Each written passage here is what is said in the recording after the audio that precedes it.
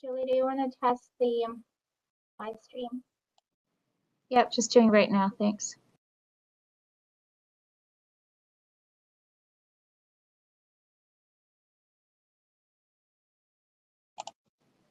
It's live, Natalia. I'm sorry? It's working? It is, yeah.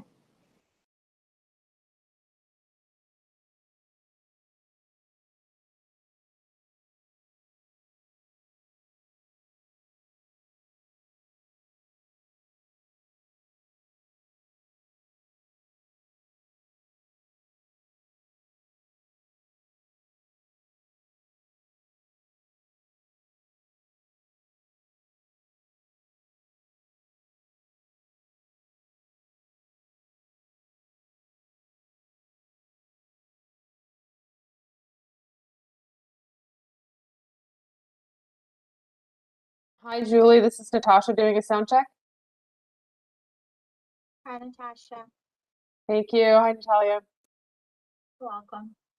Trevor, I'm going to unmute you to do the sound check. Hi. Trevor? Hello. Hi. Okay, perfect. You can now control your screen. I mean, your mute. Thanks.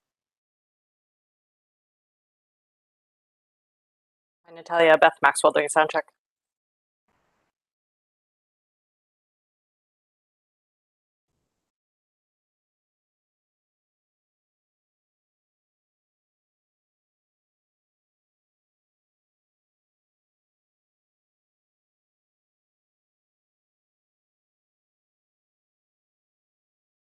Good evening, Natalia. Ron Wormson doing a sound check.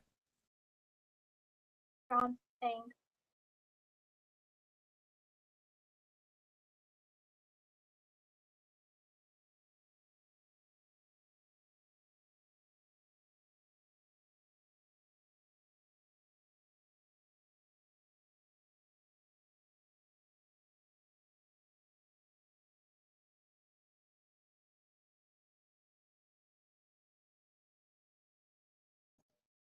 Hi, it's Counselor Freeman.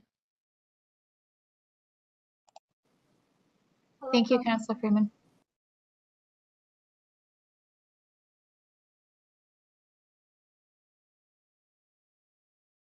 Natalia, it's Lee McDermott, sound check. Hi, Lee, thank you.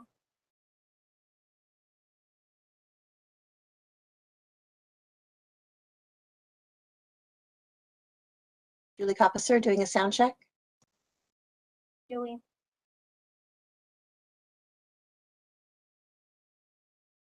Kevin Van Udigum doing sound check. Kevin, thanks.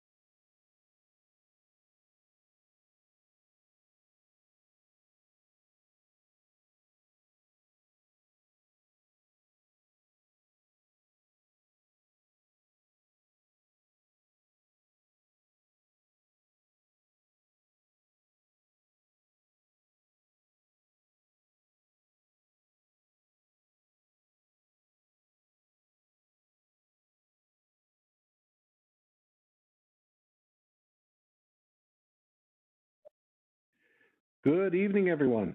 Welcome to the City of Waterloo Council meeting, Monday, February 28th, 2022 at 6:30 p.m.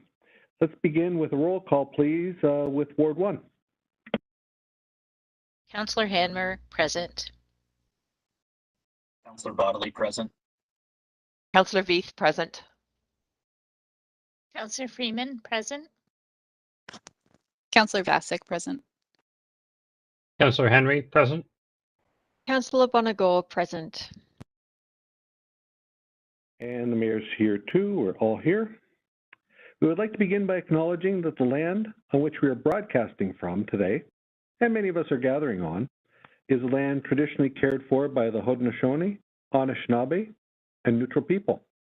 We also acknowledge the enduring presence and deep traditional knowledge and philosophies of the Indigenous people with whom we share this land today. And as part of my own personal journey, having both sets of ancestors of Ukrainian background, we came here as settlers in Saskatchewan. So during my time in researching my own sort of family history past couple of years, I've also been researching the treaties of the land on which the sets of families tended to. And it's just good information to research the First Nations communities with whom past families would have shared land and potentially worked together. On that note, as part of our moment of reflection, the ongoing events in the Ukraine have struck a personal chord with me. Both sets of my grandparents migrated to Canada about 115 years ago. So I have countless cousins that I've never met in Ukraine, and I'm sure millions of Canadians of Ukrainian heritage feel the same invisible tie to the homeland and those long-lost relatives without communication from the past. I also have my own Ukrainian national flag because of my heritage, which I proudly fly every August 24th, which is the Independence Day for Ukraine. I have it with me today as I reflect on this desperately sad situation. I've already reached out to the Reverend Father of St. Sophia's Church in Waterloo, the Ukrainian ambassador to Canada, to offer my thoughts and support, including donating to the Red Cross appeal. At our Ontario Mayor's meeting on Friday, we unanimously passed a motion in support of Ukraine's sovereignty. It is also important to remember that we are witnessing in Ukraine the loss of life, the pain, the sadness, the suffering, and the threat to the existence of a sovereign Ukraine. It's being ordered and led by the political and military leadership of Russia, not ordinary Russian citizens, thousands of whom have bravely stepped up in places like St. Petersburg and voiced their displeasure with what is happening. They too are hurting and are negatively impacted by this invasion. Along with members of the local Ukrainian community, we must be mindful of the local citizens of Russian descent who did not ask for this either. One of the toughest things to do as mayor is to attend a vigil. And because that means there's been unnecessary deaths in this world with a profound local impact in our own community. On the weekend, on Sunday, our community came together with a message of strength and support for Ukraine and against war.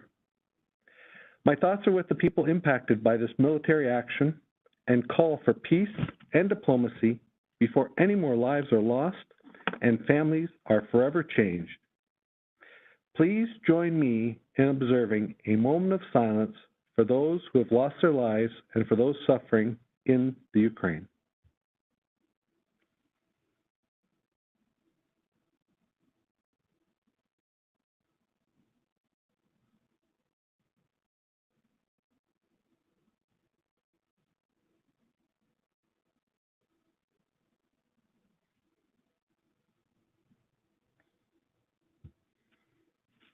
Thank you.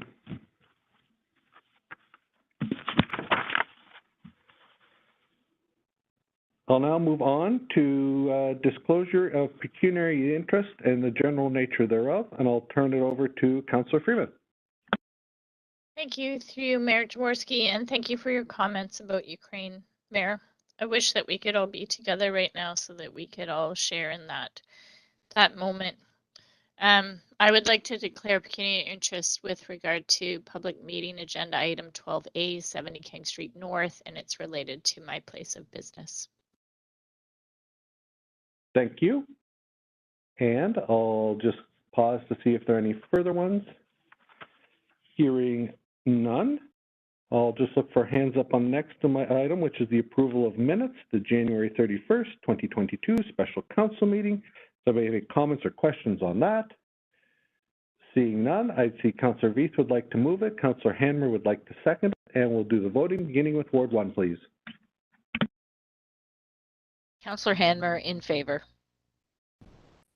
Councillor Bodley in favor. Councillor Veith in favor. Councillor Freeman in favor. Councillor Bassick in favor. Councillor Henry in favor. Councillor Bonigo was not in attendance at that meeting, so I'm not sure if I can vote on this one. If so, I trust you all and am in favor. You're right. We're a trustworthy group. I'm in favor too. That carries unanimously. Thank you very much for that. Moving on to the consent motion, of which we have 2 items to see if anybody wants anything removed. There's the 2021 Drinking Water Annual and Summary Reports, as well as the Ontario Reg 128, 129, Overall Responsible Operator and Operator in Charge designation. I don't see any questions or removed. We have Councillor Freeman moving it, Councillor Henry seconding it. I'll do the vote, beginning with Ward 1, please. Councillor Hanmer in favor. Councillor Bodley in favor. Councillor Veith in favor. Councillor Freeman in favor. Councillor Bassick in favor. Councillor Henry in favor. Councillor Bonigo in favor. Mayor's in favor too. That carries unanimously. Moving on to staff reports. Building LOS and modern equivalent adjustments. Those were prepared for us by Cassandra Pacey, and I'll just look to council to see if there's any questions on this item.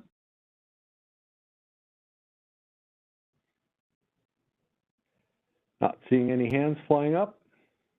I see Councillor Bodley ready to move it. Councillor Henry ready to second it. With that, we'll do the vote, beginning with Ward 1. Thank you very much, Cassandra. Councillor Hanmer in favor. Councillor Bodley in favor. Councillor Veith in favor. Councillor Freeman in favor. Councillor Bassick in favor. Councillor Henry in favor. Councillor Bonigo in favor. And the mayor's in favor too. Moving on to report B, which is the Parks, Forestry, and Cemetery Services Projects funding release. So these are things we've seen before, and the funding is being released to bring action to these items. I'll just look to see if any hands are going up regarding these. Lots of good projects here. Councillor Bodley, please go ahead. Yes, lots of really great stuff in there. Of particular note in the West End is the dog park, the leash-free dog park in the West End of the city. And I just wanted to ask if I could, through you, Mayor Jaworski, whether there will be any sort of public engagement on what the dog park looks like, if there's any feedback that can be provided in terms of, are these sort of cookie cutter, same everywhere they get put in, or if there's sort of different amenities and things like that, and how that might tie into any engagement we might be taking with the community out here and the broader community, because obviously it'll be enjoyed by folks throughout the city.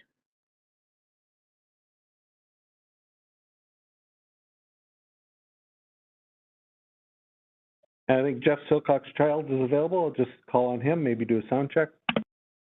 Good evening, Mr. Mayor, members of council. Can you hear me okay? Sounding great, Jeff. Awesome. Through you, Mr. Mayor, to the councillor, yes, there will be public engagement for sure. I wouldn't say cookie cutter. However, dog parks, they don't necessarily have a lot of amenities to select from, but each one is unique, and we want that for sure.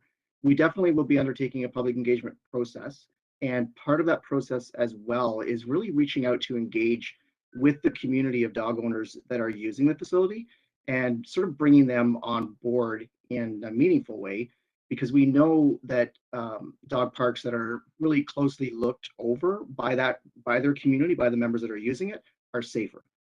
So we definitely want to engage from that perspective. And as well, we'll be looking at whatever site amenities we can within the site, as well as the surrounding areas. So really trying to create something that's unique and something that's useful to this community as well. Thank you. That's awesome. Thank you, Jeff. Really appreciate that. And if there's anything that I can do, I know, as I said, this is going to be utilized by folks not just in Ward 2, but across the city. But if there's anything that I can do to engage with the neighborhoods out here to assist in that engagement, I'm more than happy to do it. So please connect with me if that's the case. Thanks a lot.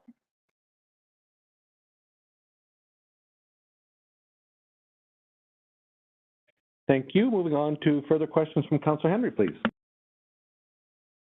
Thank you, Mayor, and to Mr. Silcox-Childs. Just on the urban forestry strategy, I wanted to confirm sort of the scope and some matters which would be under that purview. I know one of the top comments that I always receive and that I know my colleagues around the table always receive is about the urban forest canopy, not just on public lands, because I see we've got inventory underway on public trees, but also on private lands. People are very interested in what happens to all trees of size in Waterloo, whether they're public or private. So I was just wondering if you could comment on the scope of the strategy and if we're looking at how we can maintain and grow not just a healthy public tree canopy, but a healthy tree canopy on across all lands in the city. Absolutely. Through you, Mr. Mayor, to the councillor. Certainly the strategy is going to look at a bunch of different things, and one of those things is percentage canopy cover. And I'm not going to throw out a number. However, I am aware of sort of within the region what the numbers are coming in at, and they're aggressive and they're high, and they should be. And to achieve that, it's almost impossible to do it strictly on public lands, on our own properties. We really do have to look beyond city parks and city green spaces. We really need to look at private property owners. There's a huge amount of opportunity there to expand the urban forest canopy, and the strategy will definitely, it has to look at that. Thank you. I appreciate that. I know I've sent to our forester over the last couple of years since I saw this in the budget approval for 2022. Every last snippet of anything I can think of or I'm hearing about urban forest strategies or from the public, I've put it into his inbox, and I know he's been putting it into a file. So I do look forward to this project going forward. And with my finance chair hat, I note for council the last item on the approval in terms of the look ahead for succession planning update and future budget pressures to be able to sort of properly deal with the fallout of handling succession in this way, which is a necessary way to handle it, but just flagging that as part of a future budget discussion as well. Excellent. Thank you, Councillor Henry. I do have movers and seconders, moved by Councillor V, seconded by Councillor Hanmer. I don't see any further questions. Let's do the voting, beginning with Ward 1, please. Councillor Hanmer in favor. Councillor Bodley in favor. Councillor Veith in favor. Councillor Freeman in favor. Councillor Bassick in favor. Councillor Henry in favor. Councillor Bonagor in favor. The mayor's in favor too. Thank you very much, Jeff, and to Kelly, who also helped prepare the report. Very good to see these new projects kicking off, particularly the one I'm very fond of is the trail project in Waterloo Park. So thank you very much for that. Moving along, item C, sidewalk policy. I know council's keen on this. Report prepared for us by Mr. Chris Hodgson. No presentation. I'll see if we have any questions on this, or we have a mover.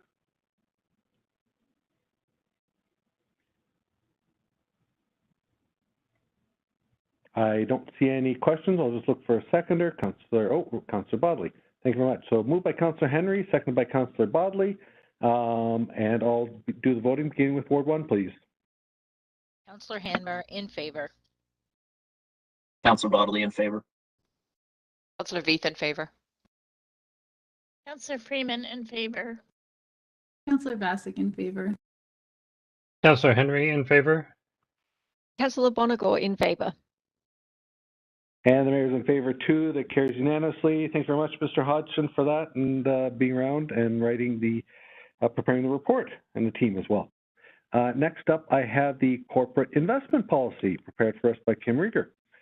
Very exciting report. And I'll just see if council has any, there's no presentation I don't see. I'll just look see if the councillors have any questions. And I might ask Councillor Henry if he has any comments on it. Pause for a moment.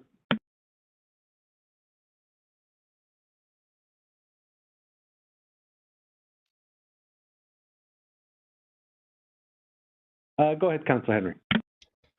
Rather than make it as a comment, since it was an answer to a question, I'll ask it as a question. I was wondering if staff could comment in particular on the one equity fund aspect of this and their sort of current actions and current plans around ESG investments. It's great to see aspects of getting 5% of our portfolio investing in likely things like green bonds.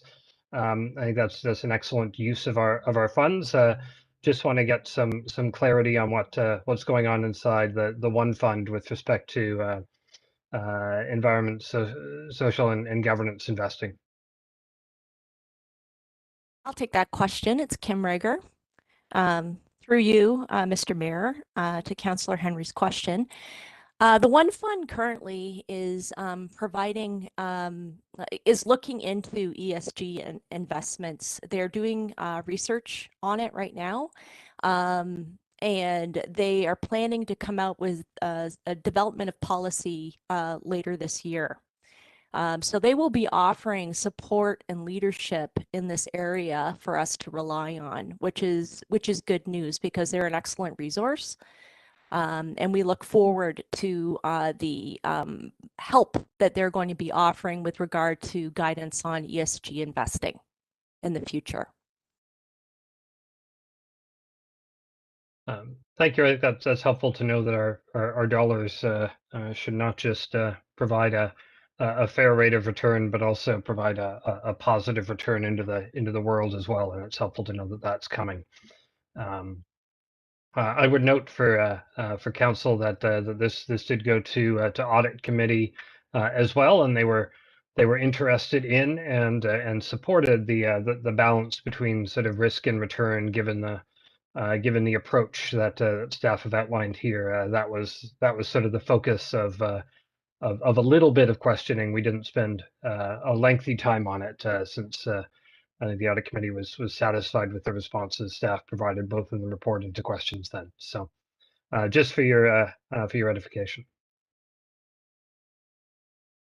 Yeah, and I think just in tune with that, I think it might be important for our CFO to just reach out to the fund to let them know there's certainly an interest from the City of Waterloo in their ESG research. So just to give them the impetus to continue on.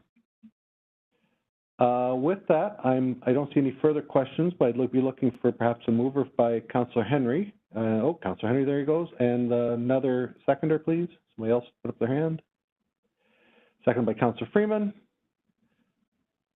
I don't hear any further discussion. I'll do the voting, beginning with Ward 1, please. Councillor Hanmer in favor. Councillor Bodley in favor. Councillor Veith in favor. Councillor Freeman in favor. Councillor Vassick in favor. Councillor Henry in favor.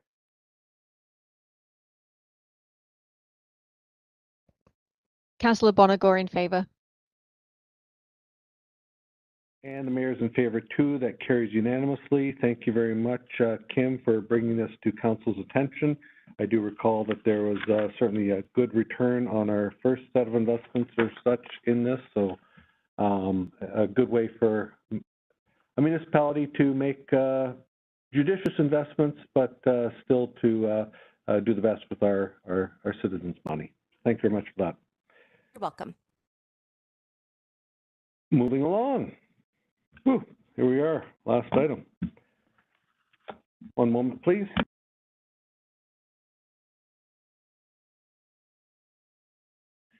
This is an informal public meeting to consider item 12A, 70 King Street North, zoning bylaw amendment application Z2202. There will be no decisions made tonight. Council and the public are seeing this application for the first time. Council is looking for feedback from interested parties with respect to this application. Tonight's comments will be taken into consideration in developing a staff position on this application, and a staff report will be considered by Council during a formal public meeting at a future time. Anybody who wants further notice of this application, including the formal public meeting and passage of any bylaw, should contact the planner, Wendy Fisher, at 519-747-8544, or at wendy.fisher@waterloo.ca. That's spelled WENDY.FISHER@waterloo.ca.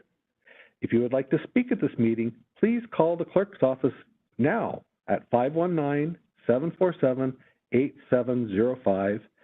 The planner, Wendy Fisher, will now provide a brief overview of the application, and I will note that due to a declared conflict, Councillor Diane Freeman has left the meeting. Please go ahead, Wendy.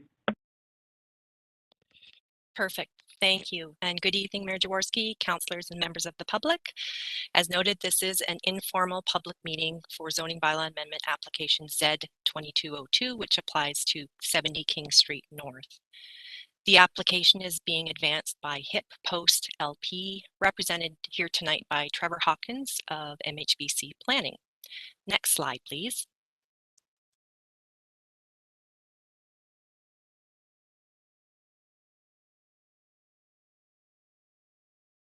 One moment, Wendy. Thank you.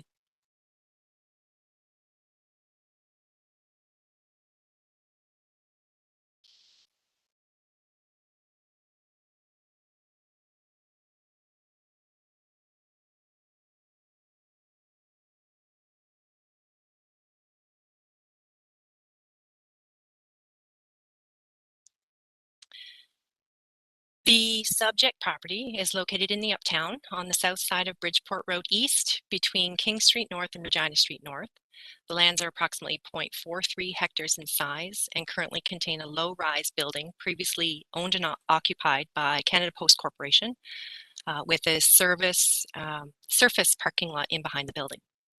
In close proximity is Waterloo Public Square Ion Station to the south, and multiple GRT stops on King Street, Bridgeport Road, and Herb Street.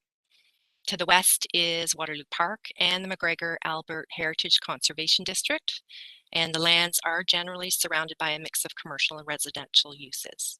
Next slide, please. A little bit of background. In 2018, Council approved Official Plan Amendment 21 and Zoning Bylaw Amendment Z1802, which applied to this site. The approved site-specific zoning bylaw included many specific regulations that related to the plan advanced at that time, which can be seen in the image before you.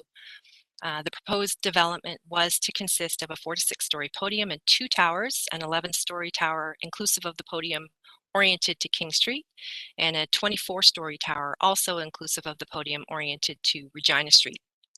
An architectural glass ribbon was to wrap the podium or the base of the building, and public art was proposed to be installed on the property. The building itself was to contain 321 residential units and 367 bedrooms, just over 3,100 square meters of non-residential space to be devoted to a community use called Launch.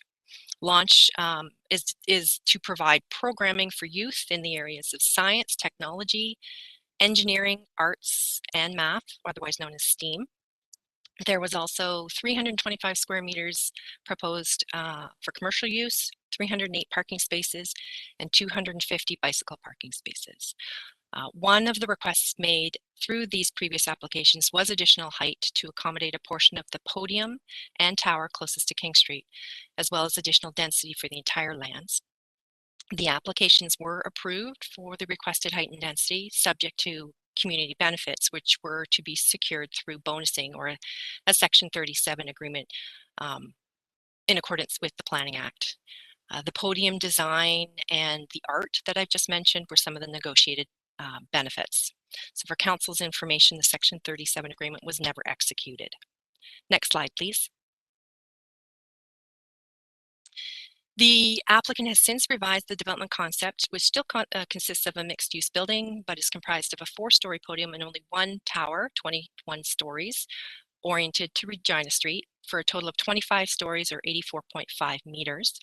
The building is proposed to contain 243 1- and 2-bedroom units for a total of 366 bedrooms, which is a reduction from the previous development of 78 units or 1 bedroom. Just over 1,800 square meters of non-residential space to be accommodated by launch. So launch is still very much part of this proposal. A reduction of approximately 1,600 square meters. There's 168 parking spaces proposed in 1 level underground and within the podium. It is a reduction of 140 spaces, keeping in mind that the applicant previously provided surplus parking as part of their proposal. And parking is based on a unit count and a total of building floor area, both of which have been reduced. And as well, the applicant is requesting a slight reduction in parking, which equates to about 16%. Finally, the proposal will also include 146 bicycle parking spaces. Next slide, please.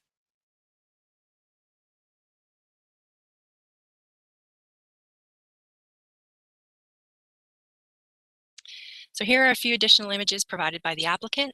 On the left is the podium and part of the tower, showing the east facade along Regina Street and the north facade along Bridgeport Road.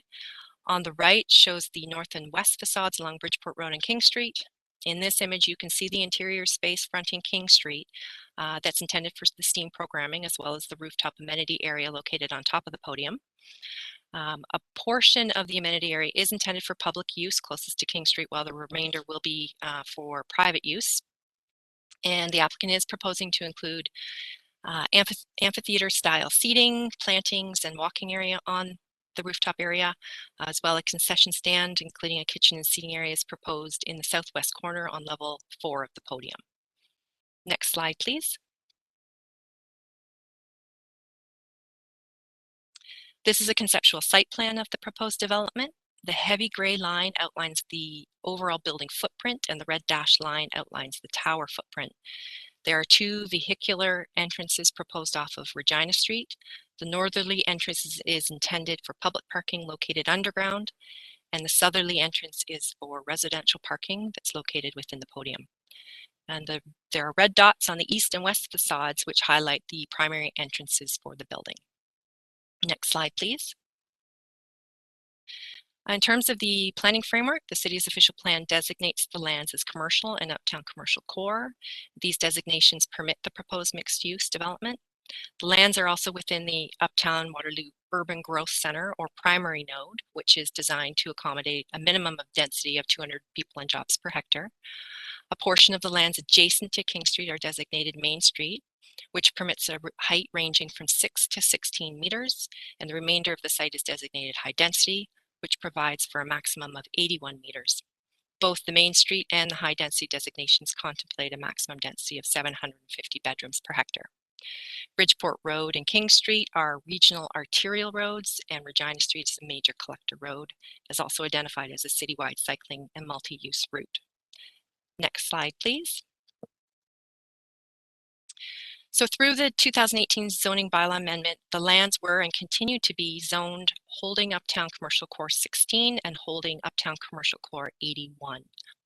The holding provisions require a number of studies and reports, as well as a Section 37 agreement, which I've noted, and I'll provide a bit more detail in a moment. There are also a number of site-specific regulations approved, and these include an increase in the height of the podium and tower closest to King Street, as well as density, both of which were subject to the Section 37 agreement. reductions in the tower step backs, the tower separations between the two proposed towers, a reduced tower setback from the southerly lot line, permissions for a slightly larger tower footprint, and site-specific parking requirements. Next slide, please. So based on the revised development concept, some of the existing site-specific regulations need to be modified, while other regulations no longer are applicable. As well, there are a few new regulations that are being requested to permit the revised proposal.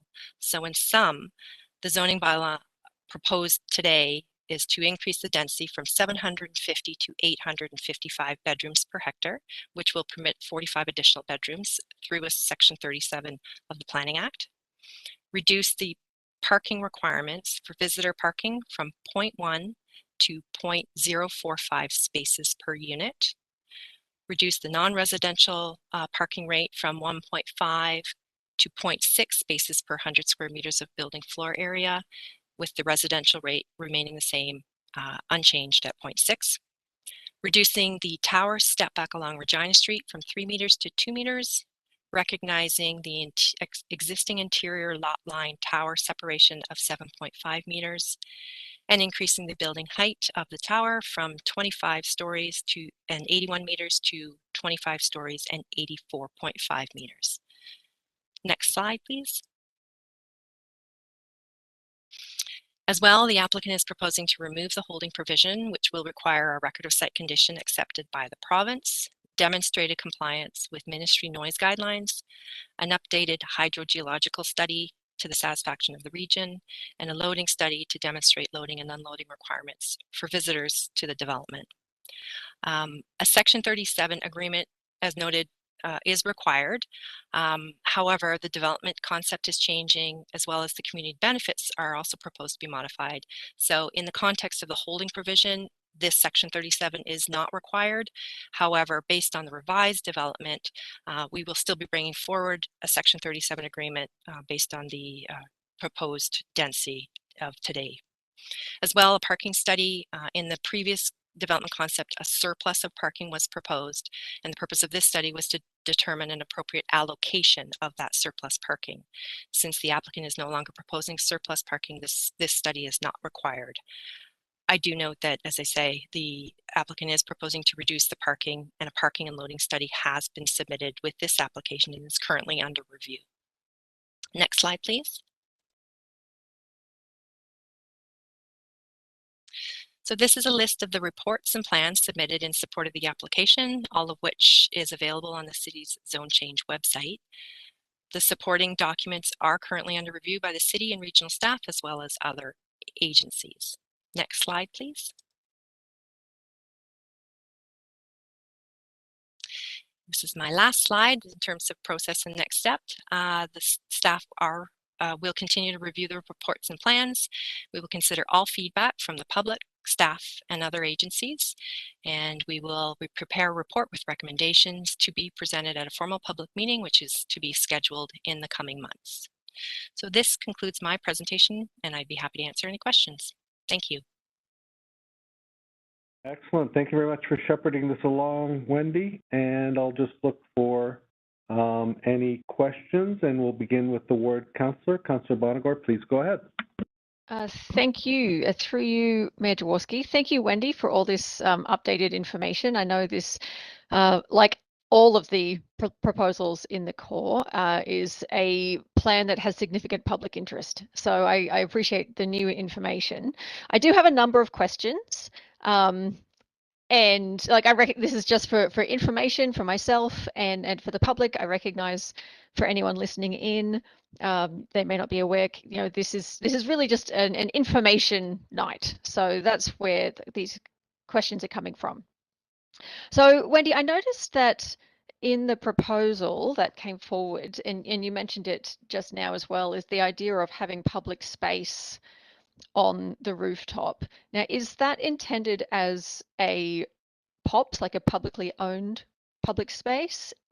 Privately owned public space? And if so, can you remind us again of what the city policy is regarding those POPs? Sure. Through you, Mayor Jaworski, to Councillor Bonagor.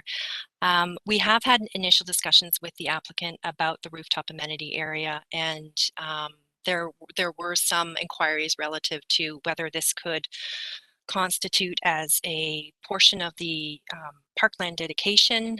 Nothing has been formally requested at this time.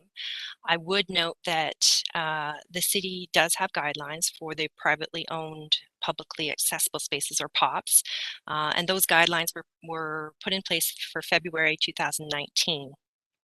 Based on those guidelines, the city may consider a POPs to form part of the Parkland Dedication or as a Section 37 bonusing application, which this is, but only where the city is satisfied that the full amount of Parkland Dedication on site is not either necessary or desirable or appropriate.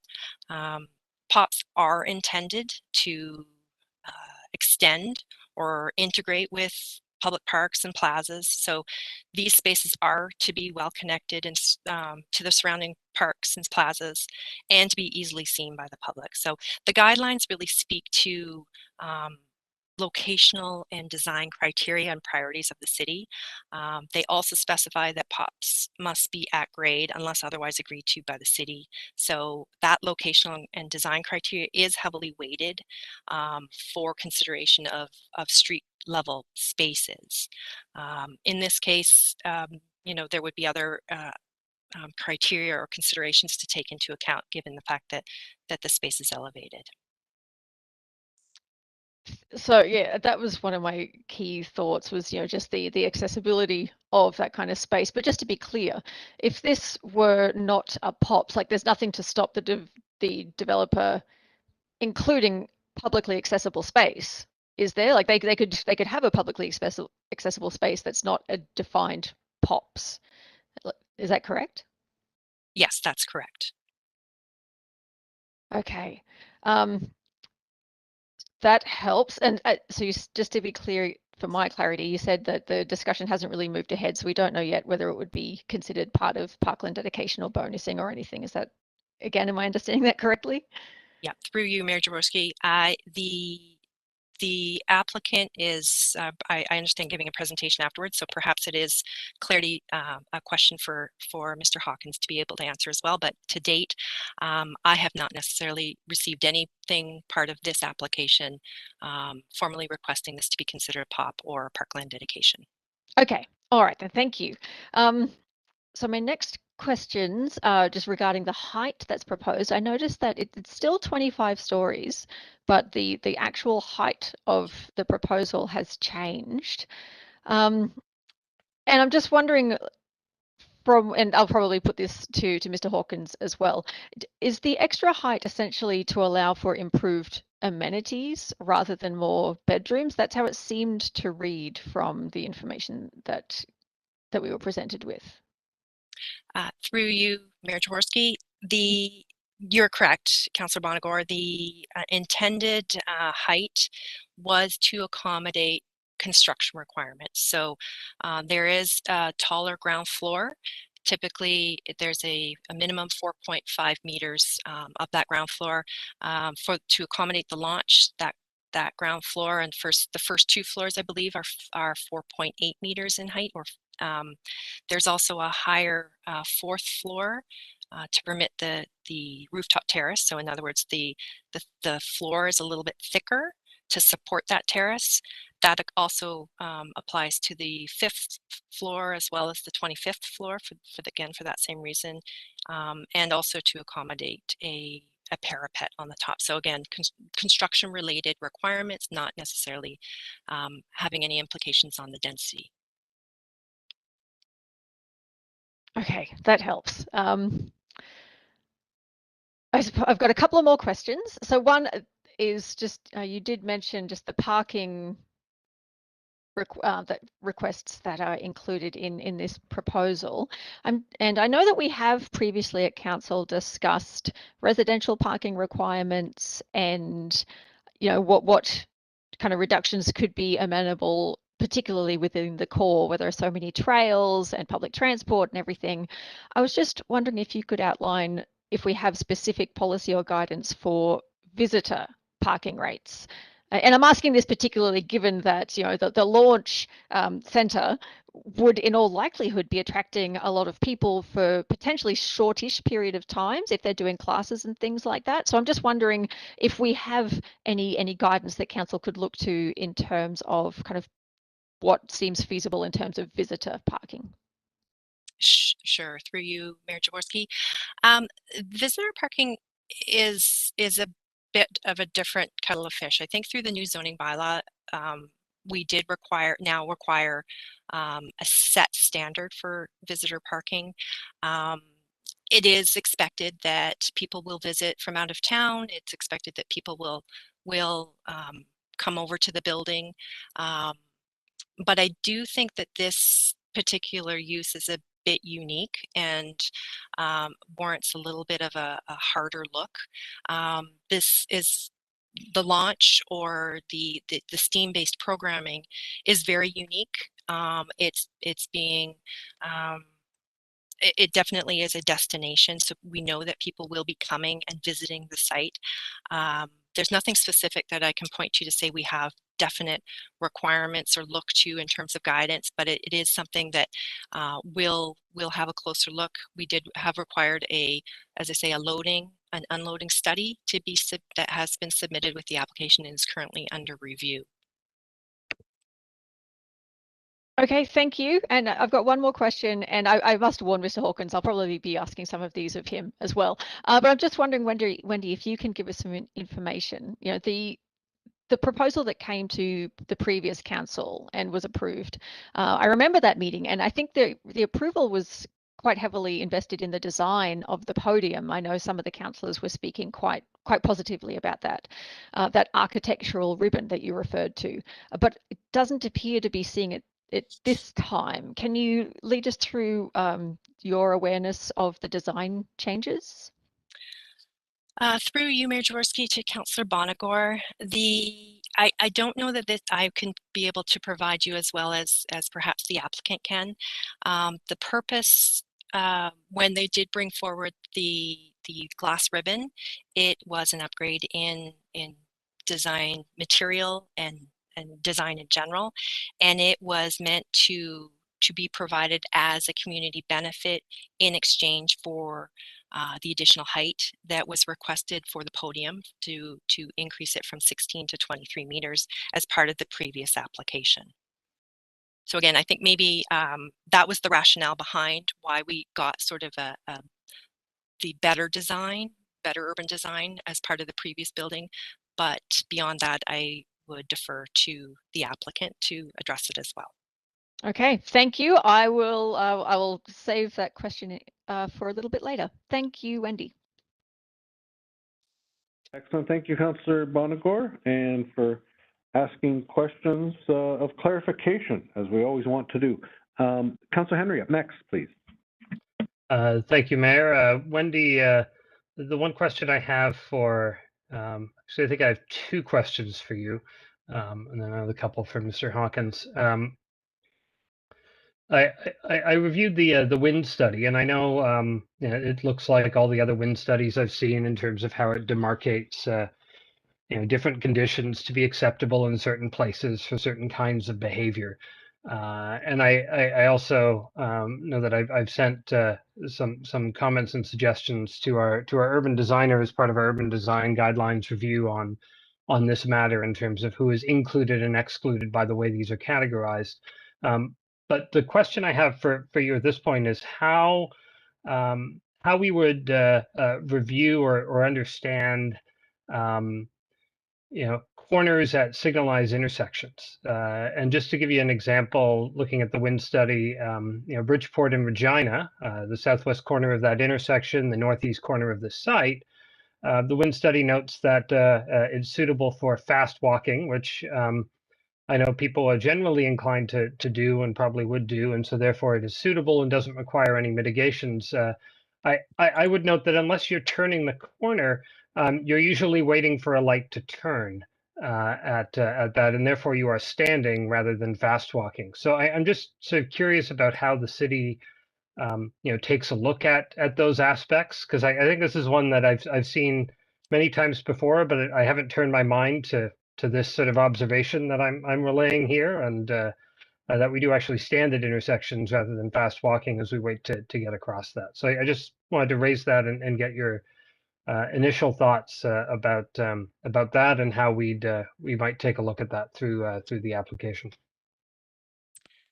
Through you, Mayor Jaworski, Councillor Henry, it's an interesting perspective. You're absolutely correct that we would be looking for a walking type of wind criteria.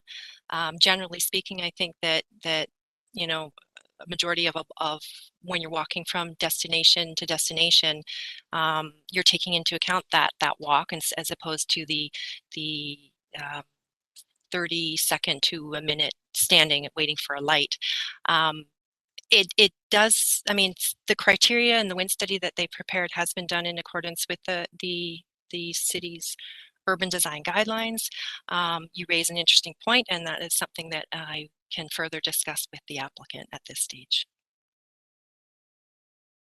Yeah, thank you. I appreciate that. I just sort of, but when I read that, I was thinking of my own local corners at King and Columbia, and while you're waiting for the light to turn, it can get pretty interesting at the corner in the winter under normal conditions, and so that was just on my mind.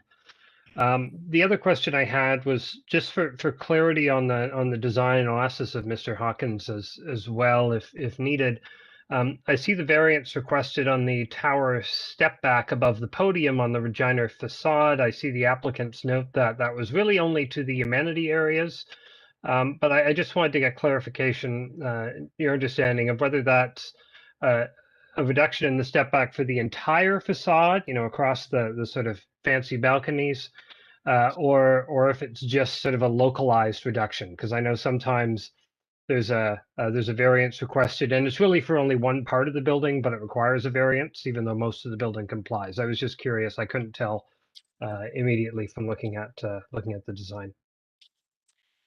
Through you, Mayor Jaworski, I believe, looking at the site plan, that it is the requested step back is for the length of the facade, but I am taking that from memory. So it would appreciate asking that of the applicant as well.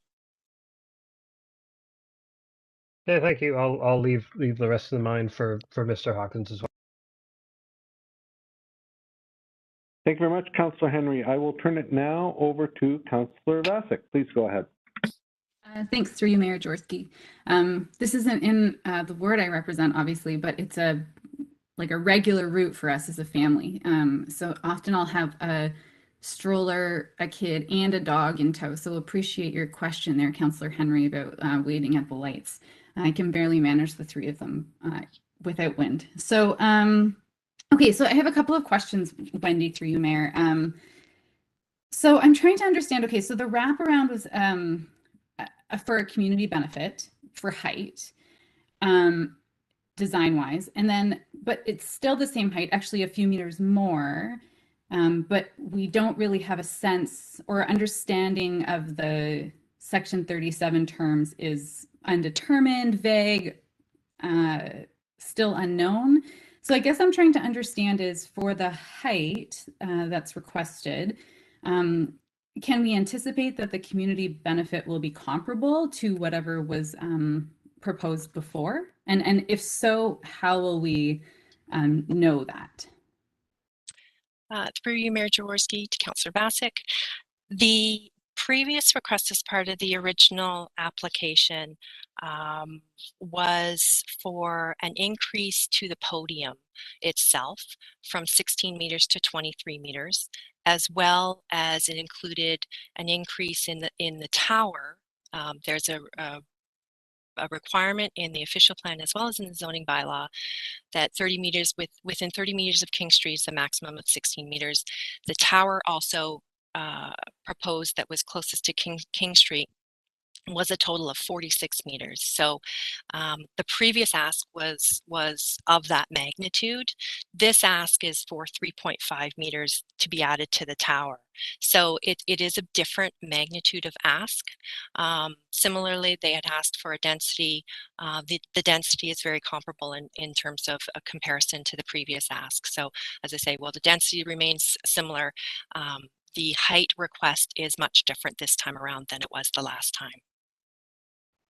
Sorry, no, I appreciate that, but now there is no wraparound, right? So the last time they, if I'm, and I'm still new-ish to this application, except what I saw like 4 years ago in public. But so last time they asked for a more substantial height increase, that would be correct. And is that right?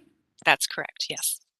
Okay, and so with that, they said, okay, we'll give this community benefit of this wraparound. Yes, is that also right? It is correct. The podium request, or the height for the podium, was tied specifically to the wraparound glass architecture that was being provided. Since they're no longer requiring or requesting an additional height, that architectural design has been removed. I see. So it was only attached, that architectural design benefit was only attached to the podium, not at all attached to the tower. That's correct. I see. Okay, thank you. And then, so my second question is, this seems like, so the last, when it came in 2018, that was that its first informal, or was there one before that? Through you, Mayor Jaworski. No, there was only in 2018 did they have, they came forward with the applications for an OP, official plan amendment and zoning bylaw amendment. Okay, and so is it typical to have more than one informal? No, No. the city only requires one informal at the start of the process, and then typically follows up with a formal towards the end of the process with staff recommendations. Okay, and so the reason for two informals, or maybe can you give me a better understanding? I mean, clearly the two proposals are substantially different, how they look, but can you, and we have some sense that there are changes in construction related requirements to change, but can you just help me understand why a little bit better why this has come back so substantially different in sort of an atypical way, because there's a second informal too? I'm just trying to wrap my head around. It seems sort of atypical, and I just want to make sure I understand why we're seeing this a second time, to see if that might help me understand a little bit more what's being asked. Sure, through you, Mayor Jaworski. This applicant has come forward in 2018 with a set of proposals which required an official plan and a zoning bylaw amendment. It went through an informal as well as a formal, and council made a decision on it. Since that time, the applicant is coming back and making revisions to that development proposal, which requires further amendments to the original. So while they do have a site-specific zoning bylaw in place that supports the previous development application, they need to make changes both to the existing site specifics as well as amend or requesting amendments to some existing other zoning requirements. So therefore, they're coming in with a new application. So this is a brand new process and it's requiring its own informal and formal application to make a decision. So they're two separate applications on the same site. Okay, great. Thank you for outlining that process. And Trevor, that's going to be this. I'm interested in some more background about why this is coming twice. Like, what has changed so substantially from your end that a completely different proposal essentially is coming to council? Thank you. Excellent. Thank you very much. And I'm just checking here to see if there's anyone has any further questions of staff before I move on to our next delegation. Seeing none. Thank you very much, Wendy. And I will now invite our first delegation up, which is Trevor Hawkins, partner MHBC, and I believe Scott Higgins, president of HIP Developments, will also be joining Trevor for the 10-minute presentation. Thank you, Mayor Jaworski, members of council, and thank you, Wendy, for giving such a good overview of where we were a few years ago and where we are today. The application, of course, it's a new application, so there are approvals in place that were granted in 2018 by the previous council, a very detailed site-specific zoning in place. This proposal requires changes to some of those regulations, and it no longer requires many of the regulations that were put in place 4 years ago. So that is why we're back before council for a new application. As Mayor Jaworski noted, Scott Higgins, president of HIP Developments, is with me this evening. And Scott and I will be taking council through the vision for the lands as the planning framework and some of the reasons why we're asking for new changes to the zoning bylaw. The image that council's looking at in front of them now is actually from the corner of Bridgeport, and Bridgeport is sort of on the right-hand side of the screen, Regina Street at the bottom of the screen. So we're looking at the building as it faces Regina Street.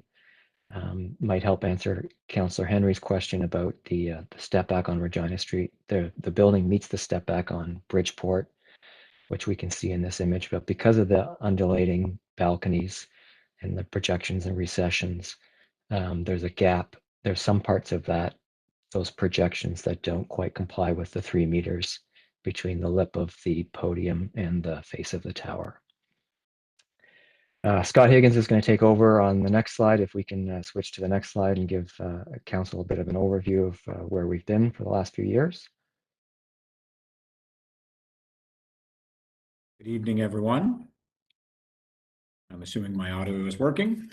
So thanks for the opportunity tonight. This is a voluntary redesign.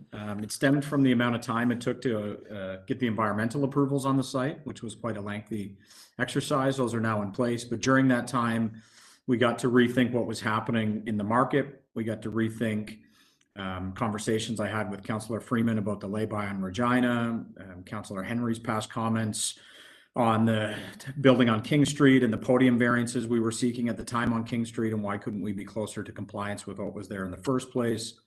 We got to look at the housing mix that was being provided in Uptown and throughout the condominium market. And the unique part of what we've done in this redesign is we are a majority 2-bedroom design. In the previous design, we were a 1-bedroom design. The market is providing way too many 1-bedrooms that give very little housing flexibility within our core areas. So we made a substantial change. We tried to address large balcony spaces as it relates to both from COVID and having your own private space, but also from public enjoyment and private enjoyment on the terrace level. We got to adapt to the realities of EV parking, transit-oriented, pedestrian-friendly, and just the changing dynamic with parking. A new bylaw was also coming into place in Waterloo that we were trying to be compliant with before. But again, we got to look at our parking requirements.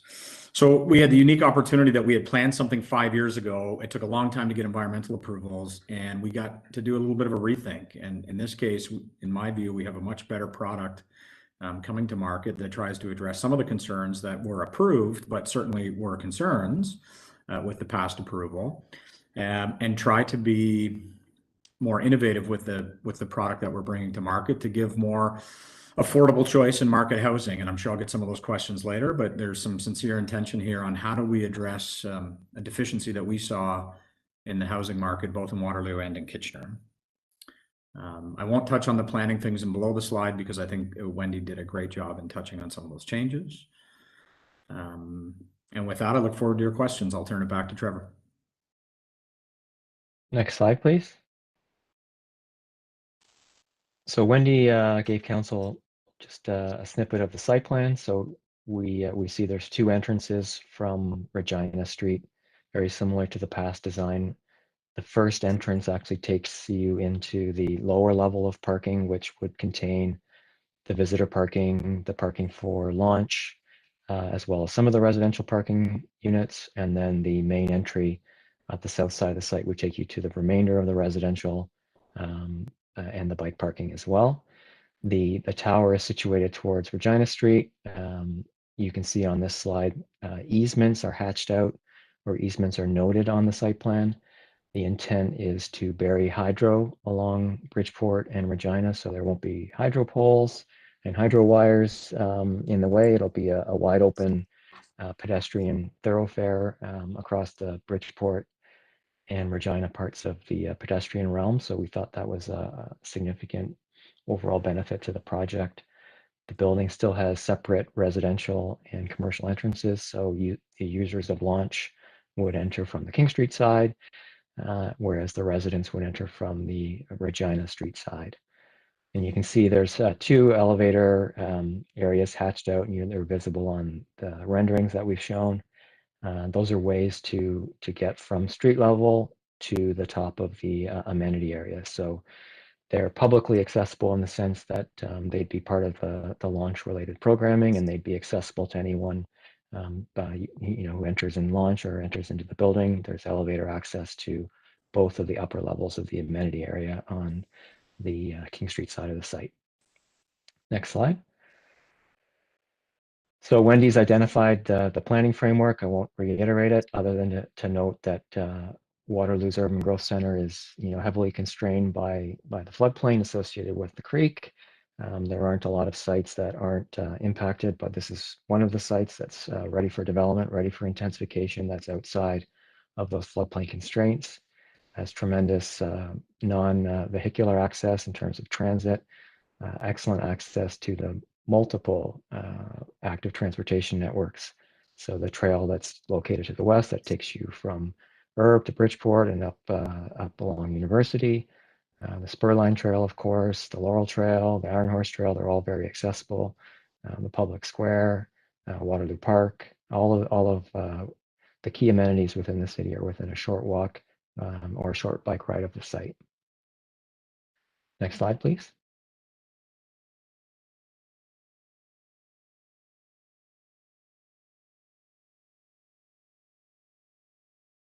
There we go. So Wendy alluded to the zoning on the site. There's a site-specific referred to as C215, which effectively carried the bylaw that council approved back in 2018 into the city's new zoning bylaw. We were caught sort of in that transition. So there are pages of site-specific regulations that relate to the past design, a number of regulations that were tied to the height. So there was the ribbon element, which was tied to the podium height. There were other bonusing elements, which were tied to the extra height permitted on the King Street side, and there were bonusing elements tied to the extra density. And then there were a number of tailored site-specific regulations that reflected the previous 2-tower design.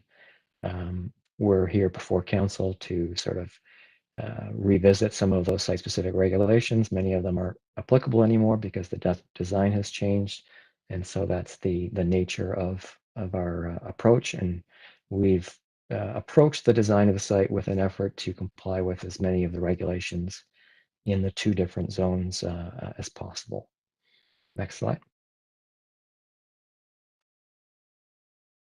So this focuses on some of those key site performance matters. The middle column lists what's permitted either in the parent zoning, the U1 or 16 or U181, or the site-specific that was passed back in 2018. So you can see the project, other than the extra 3.5 meters on Regina Street, would comply with the height.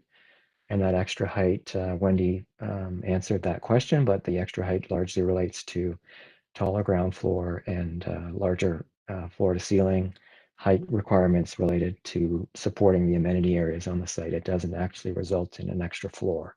It's still a 25-story building. The horizontal tower dimension is actually decreased from 2018. It did require a site-specific amendment previously. It doesn't anymore.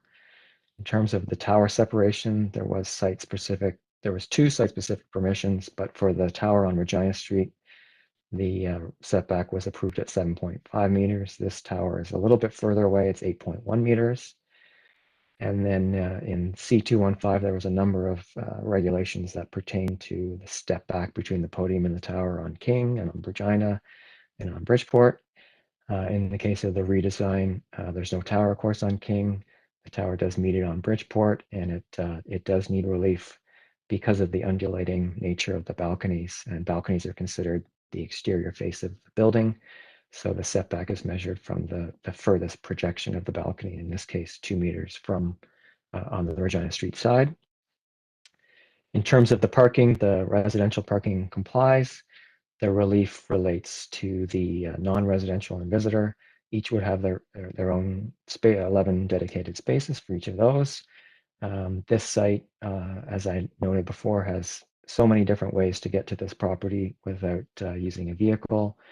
But there's also hundreds and hundreds of public parking spaces within 250 meters of this property, which are, of course, available to anyone who's visiting the uptown. So in terms of short-term ability to come to the site, drop children who might be attending programming at the non-residential launch use, there's many different places where someone could park for a short term, drop a child off, and then come back and get them when the programming was over. So in an effort to reduce the massing and to reduce the costs associated with providing structured parking, we tried to focus on the core users of the site and how many of those spaces would be needed to support it. So all of the launch employees would, of course, have their own parking, and there would be dedicated visitor parking for those who may need to stay longer than the public parking lots allow, or overnight, of course. But we didn't want to oversupply parking that wasn't necessary, which would inevitably drive up the cost of the units in the building. In terms of the residential density, back in 2018, it was 856 bedrooms per hectare, subject to the bonusing agreement. The density remains almost exactly the same, even though the units have decreased. And that's largely due to, as Scott alluded to, a significantly greater supply of 2-bedroom units. Next slide. So as well, with our application, we updated a number of the studies that were previously prepared in support of the last application to ensure that the recommendations in the study were still relevant and still addressed the new design, including the noise study. The traffic study, of course, looked at the numbers from the original submission as well as the addendum in 2018. The traffic generated by this redesign is significantly less than it was even in the 2018 approved project. The property has excellent access to municipal services. So there's an ability to connect to existing infrastructure. We'll certainly consider Councillor Henry's comment about wind at the corner of Bridgeport and Regina as we work with staff through this process, but also the site plan process. Next slide. We updated the shadow study, so the building, of course, is significantly different. There's only one tower versus two. We've tried to make the tower as slender as possible. It is below the tower footprint maximum, and as I noted, it complies with the horizontal tower dimension. A new requirement that the city has asked us to look at is an energy strategy. So we've started to explore opportunities to improve energy efficiency and to look at other ways of heating the building without using natural gas. So we'll continue to evolve those discussions as we get into more detailed design. Previously, in the first iteration of the project, there was some penetration into the water table. The redesign now is well above the water table. So we've provided the updated hydrological study for city and regional staff. There'll be some temporary dewatering required for construction, but the building itself is above the water table. Next slide. So just to wrap things up, again, this area is planned for fairly high density. It's one of the few areas in the uptown that's able to be redeveloped. It's a large enough parcel that it can accommodate a project at this scale. It's outside of the floodplain. It has excellent access to the road network, active transportation, transit, very walkable area of the city. It's able to use all of the existing infrastructure that's been put in place. The residents of this building will be able to get to many places throughout the region in all different directions through the use of available transit. The density hasn't changed. The number of units has actually decreased, but because we're providing more 2-bedroom units, the density is the same as council approved, subject to the bonusing agreement back in 2018. The parking supply, we've attempted to reflect its location, so the walkable nature, all the other ways to get around, and the significant supply of short-term public parking. And then the design itself has attempted to comply with as many of the regulations in the city zoning bylaw as possible. Next slide. So thank you, Council. Thank you to Scott as well for helping out. And the two of us would be happy to answer any questions that you may have. Thank you very much, Trevor and Scott, for that. And I'd just like to note to all of our viewers, if you'd like to speak at this meeting, please call the clerk's office at 519-747-8705. And I know there's questions for the applicants, and I'll start with the ward councillor, Councillor Bonagor, and I'll go to, oh, no need for you to go first. Okay, we'll go with Councillor Vasic then. Councillor Vasic, then Councillor Bonagor, please. Thanks, through you, Mayor Jaworski. Thanks for the presentation and clarifying some pieces. I guess, like, if you could see my face, you'd see me still trying to figure out what's going on here. So just like a confused face, if you know what I look like. So it sounds like there was additional time required, so a delay. And in that time, you took comments from a couple of councillors and just like for fun, you decided to redesign it? Yeah, I can jump in, Trevor. So, yes. You know, I'm a big believer that we have an obligation as developers to try to watch what the market needs. So what we had designed previously was quite ambitious, but it was a design that's now 5 or 6 years old, and lots of things have happened since. So as we went through that, we have things like construction costs doubled since the time that this started. That's a factor. We had 1-bedroom apartments become the dominant, by far, 85, 90% the dominant supply. With the cost of that housing and therefore the market price of that housing more than double, which stresses housing affordability. So when I started to look at those things, what I wanted to do was, if someone's going to be forced, before you made a choice to live in an urban environment or a choice to live in a suburb. Now I think you're forced to live in a condominium because of where pricing has gone. Townhomes are 850, 900,000 just for a townhome, and you go up from there. So, you know, what are we giving people to get a roommate for affordability, to have a home office because they need it with COVID, to maybe have their first child in a condominium as opposed to being forced into the suburbs? You know, what am I giving you for outdoor space? What am I giving you for terrace space? In this case, that new revised terrace is 25,000 square feet. You know, I would rather give you that outdoor space than shoehorn a tower in that we know was the point of the podium height and the front tower on King were the point of conversation in the last approval. So, you know, did we spend more money and more time? Yes, but that's kind of what we are. And I think we've addressed a lot of things to arrive at a much better project than the project that was originally proposed, and one we're really excited to build. Okay, this is helping me. Thank you. So it sounds like this project will cost you less, but and so I mean, ultimately you will make more money from it, but behind that is also no, that's not true. So this project will cost probably more than the past project because of what's happened to the construction costs. And if we push that project forward, then what we're going to do is push the cost of housing even higher to those that want to live here. The profit margin is unchanged at about 10%. That's typical development profit margin. Mm-hmm. And so from when we started to now, construction costs through the roof, if we continue to pursue what we had before. And that's only a small fraction. The bigger one is the redesign for me to get to more 2-bedroom housing in the marketplace, and to try to address some of the concerns people had with regards to the front tower. But there is a cost reality of delivering product as well. So, like, you know, before it was 85% 1-bedroom. That's the wrong thing to do if we want housing choice in Uptown and housing affordability in Uptown.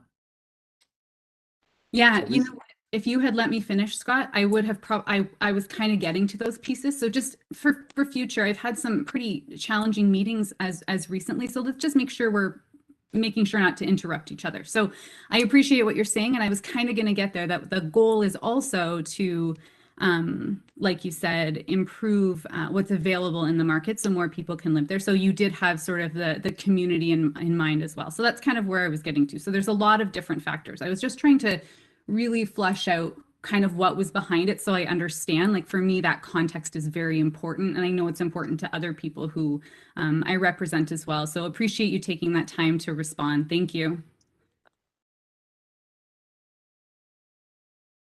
Okay, thank you. Next up, I have Councillor Bonagor, then Councillor Henry. Thank you. Through you, Mayor Jaworski. Thanks, Trevor and Scott, for bringing this information forward. I have a few questions for you, some of which you've already heard me ask Wendy. But the first up, so when this proposal first came to Council, a lot of the discussion did rest very heavily on the design that was being offered, particularly for the podium, with that architectural ribbon. I'm just wondering if you can tell us, why are we not seeing that this time? I'll start, and Scott can jump in as well. So the previous design had a few elements tied to increased height along King Street. So Wendy kind of spoke to the first part, the ribbon design, which had a significant financial cost associated with it, was tied to the bonusing for additional height, the podium height, so going from 16 to 23 meters. And then there were other elements associated with the project that were tied to the height to go beyond 23 meters up to the 11-story tower. So there were components of the past project that were directly related to asks and permissions that were granted that are no longer required for the redesign of the project, and they were significant financial costs, and I say significant financial costs in 2018 dollars. They could be astronomical costs in 2022 dollars. I don't know what they are in 2022 dollars, but those costs, were tied to permissions and floor areas and the units that aren't part of the project anymore. So that's why they're not part of this redesign. Okay. I'm also. Sorry, might I add to that, Trevor? Oh, sure. Yes. So no, it's not a cost factor. A few things happened. Number one, we added residential units in the podium on Regina Street that you see in the attached image on the screen. The previous iteration was almost a twice as high podium that looked to hide a parking structure. Now we've activated the use on Regina. And so with that activation, we have to be sensitive that you couldn't put units in a curved glass wall. And so when we redesigned the back on Regina, that forced an architectural discussion with Martin Simmons, the architect. I assure you what we're doing on the front King Street facade with launch is more expensive than what the architectural ribbon was previously. So the King Street facade that wraps Bridgeport. And then it was what to do architecturally to combine units and things like that along Bridgeport. On Bridgeport, we decided to pull the building back away from the street. And rather than project an architectural ribbon along Bridgeport, we thought it was better to get into pedestrian realm. And you can see again in this attached image how much space we're adding. If you all can picture the existing condition along Bridgeport and the harshness of that rather thin sidewalk and quite a bit of vehicular traffic, we have pushed the building back further and addressed that public realm much better, we think, than an architectural ribbon. So I don't want anyone to think that it was a cost-driven exercise. It wasn't. It was an architectural rethink. Actually, I was wondering less about cost and more about the environmental impact of the building. I do know that some highly designed glass facade structures have had trouble meeting some environmental goals. So I was actually wondering if it was potentially to make it easier to make an energy efficient building. But you've given your good reasons as to why you've taken that step. That's okay. Now I'm just, the extra height for the tower that is in this latest request, just to clarify, so is that to enable more amenity space for the residents rather than more housing? Yeah, I think that's why I'm understanding where that goes. Yep. Through you, Mayor Jaworski, that's a fair summary.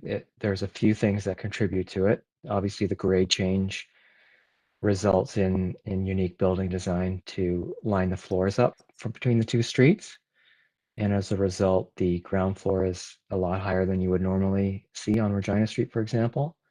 And then the requirements to accommodate the amenity areas that we see in this image. And then there's amenity area, smaller, but amenity areas on the top of the 25th floor. And then there's a parapet design that Martin Simmons has incorporated into the rooftop element that the way the bylaw is written, if your parapet is higher than a certain amount, it contributes to the overall building height. So the combination of those three things essentially equates to 3.5 meters. Okay, that helps me understand. Thank you. And you've mentioned the move away from single beds towards having more two-bedroom apartments. That is a wonderful thing to hear, because I know I hear about it a lot from people who are looking for housing and looking for apartments. If you're possible, if you're able to do this at this stage, I was wondering if you could give us any ideas of what you might expect in terms of pricing or affordability options within this development. Yeah, I'll take that one, Trevor. We haven't set final pricing yet, mostly because the construction market is still so variable. We're seeing some stability. We hope to set pricing in the fall. The gap we're trying to fill is one-bedroom condos are in the range of very high 400s to mid 500,000. And then your product choice after that in the current market would be a very large two-bedroom condo, and there's very limited availability of those. They would be in the high 700s to maybe mid 800s. And then you get into townhomes and things like that above. So there's a really big gap in market housing between the low to mid 500s and the high 700s to low 800s. And so when we did this redesign, we're trying to target bringing something into that range. Exactly where it fits into that range, I don't know. I mean, ideally, you're paying not significantly more than a one-bedroom to gain two-bedroom functionality. And so we're being careful with how big we make these units. But the goal is to try to address the market gap between a one-bedroom condo and a large two-bedroom or a townhouse. Okay, and with these two bedrooms, again, just so I understand, are you imagining that they would be sufficient for, say, a couple who are downsizing from a neighborhood house that are hoping to move into an apartment, or is it more of a bedroom plus functional den idea? Just to give me an idea of what's your dream of these two bedrooms? How are you? Yeah, no, hoping that they would be used? they're definitely full. They're not a den. They're definitely full two-bedroom units. Most are two bath, full two bed, two bath. They're meant to live in as two-bedroom units. So not small dens or not small home offices, but functionally two-bedroom units. And we think that gives the ability to have a roommate, gives the ability to, have a couple, a first child, a bed for your friends to come over and sleep in. Definitely fully functional two-bedroom units. And so we think we'll get a mixed demographic because of what's happened to the housing market. We're just trying to inject more choice. We looked at, could we get some three-bedroom units, and the cost structure there starts to creep towards, almost $1 million to deliver three-bedroom condos in the current cost environment. That becomes a bit unrealistic from a market point of view, but no, definitely doing that. And then the outdoor space on the terrace, we really tried to say, well, if you're living in that, how do we give you the outdoor space? So the reason we're seeking the variance from 3 meters to 2 meters on the tower setback is because we've pushed the undulating balconies out to a 8.5 foot depth, and they taper to a 5.5 foot. Conventional condo balconies are maybe 5.5 feet max, and they're usually not the full length of the unit. So if you see in some of the renderings here, that'll allow you to set a lounger out, a table out, things like that. So if you're living in an urban condominium environment, you still get private outdoor space. And then the elimination of the front tower on King was to try to replicate a terrace level, a private terrace level. So there's a hopeful public component subject to more dialogue with the city, but the private element of the terrace is really trying to replicate what you might enjoy in your backyard. So there's a dog run, there's a barbecue area, there's a fire pit area, there's an outdoor gym, there's a sauna, there's lounge areas, there's a kid play area, all of which are private amenities to the building. And so the goal there is you don't have to sacrifice a backyard. You'll have the best backyard. It just happens to be communal for the building. Okay, that leads me to my next questions, which are regarding that podium level outdoor area. You mentioned that there's discussions going on right now regarding whether there could be a public aspect. I mean, I'm just wondering, like, do you intend to request for the rooftop patio to be a POPs? Or is that what you're working at? Okay, you do. Yeah, we've designed it with full stair, full septed, full elevator, so full accessibility. We understand it's on the second level. We think there's some really interesting examples like the High Line and things like that. I grant that this isn't a pedestrian or cycling connection, but we think there's opportunity if it proves that that's something that's perhaps undesirable in terms of a partnership with the city, then it would revert back to just being a conventional rooftop without that public access. So it's a conversation we'd like to have. The application's not dependent on it, and we hope to include council in that conversation as we go. If it's something that looks like it's appealing for everyone, we'll do it collectively, and if it's something that is not, then it would just be a conventional rooftop. Okay, because the idea itself, I mean, I'm curious to know more about what you're thinking, because like just from where I'm sitting and from listening to reading the documents and listening to you tonight, but looking at the world around us, I mean, it does raise some big questions for me. Some of them are not for this meeting, but I do want to ask you some of just regarding this whole public on the podium idea, because we've just we're still in a pandemic. Through large chunks of time over the last 2 years, access to private spaces was severely restricted. And I can only imagine that one would access this level through the private space of the building. So how do you reconcile the idea of a public space that is privately accessed, given what we've just gone through and what we're still going through now? Yeah, no, there's a full public access. So you would be able to access it through the commercial space, which remains an idea, not an eventuality. But if off of Bridgeport, so where you would walk up what's on screen, by the time you get to where that shadow hits, there is a full public access there that's independent. So again, we've designed it to be fully accessible, but that's a public elevator, a public stairwell, septed would be there. Hours of operations would be determined, but there is a full independent public access that wouldn't require private entry to the building if we went that direction. Yeah, I mean, but lots of details to work out in time. If there is of interest to talk about it, and I may reach out just to have an offline conversation to get in some more details. Just an idea, something that I think is worth exploring as we struggle to find more park space because of the cost of land in urban centers. Maybe we have to get a little unique on how we provide additional public realm. And as you are thinking about that, if I could just plant a seed with you, it's just that for some people, going into a building, even if it's intended to be a public space like launch, just physically walking into it can be intimidating. And going in and feeling that you have access to a space, you have the right to be there, you are able to go in and use that elevator, you can stay upstairs for as long as you want. That's, for some people, there are like internal hesitancies that come with that. And I know that because my mum is one of these people. So I just want to plant that with you, that even the best of intentions can be kind of undone, really, by the fact that there is a door between me and there. So I just want to leave that with you as you do consider this, that that's something that's been, I've seen a lot in my life, and it is very much a part of life here as well. But given that this is still just an idea that is yet to kind of be formally put forward, I will move on to my final couple of questions. And that's really regarding that, the launch space or the public amenity space there. It would, hopefully, if it all takes off and is going gangbusters, you're going to be getting people from all over the place to visit. And I know Trevor already spoke to this a little bit, but I'm wondering if you could talk us through, the proposed levels of visitor parking that you are requesting, and how the pickup and drop off traffic would be managed around this site and surrounding blocks.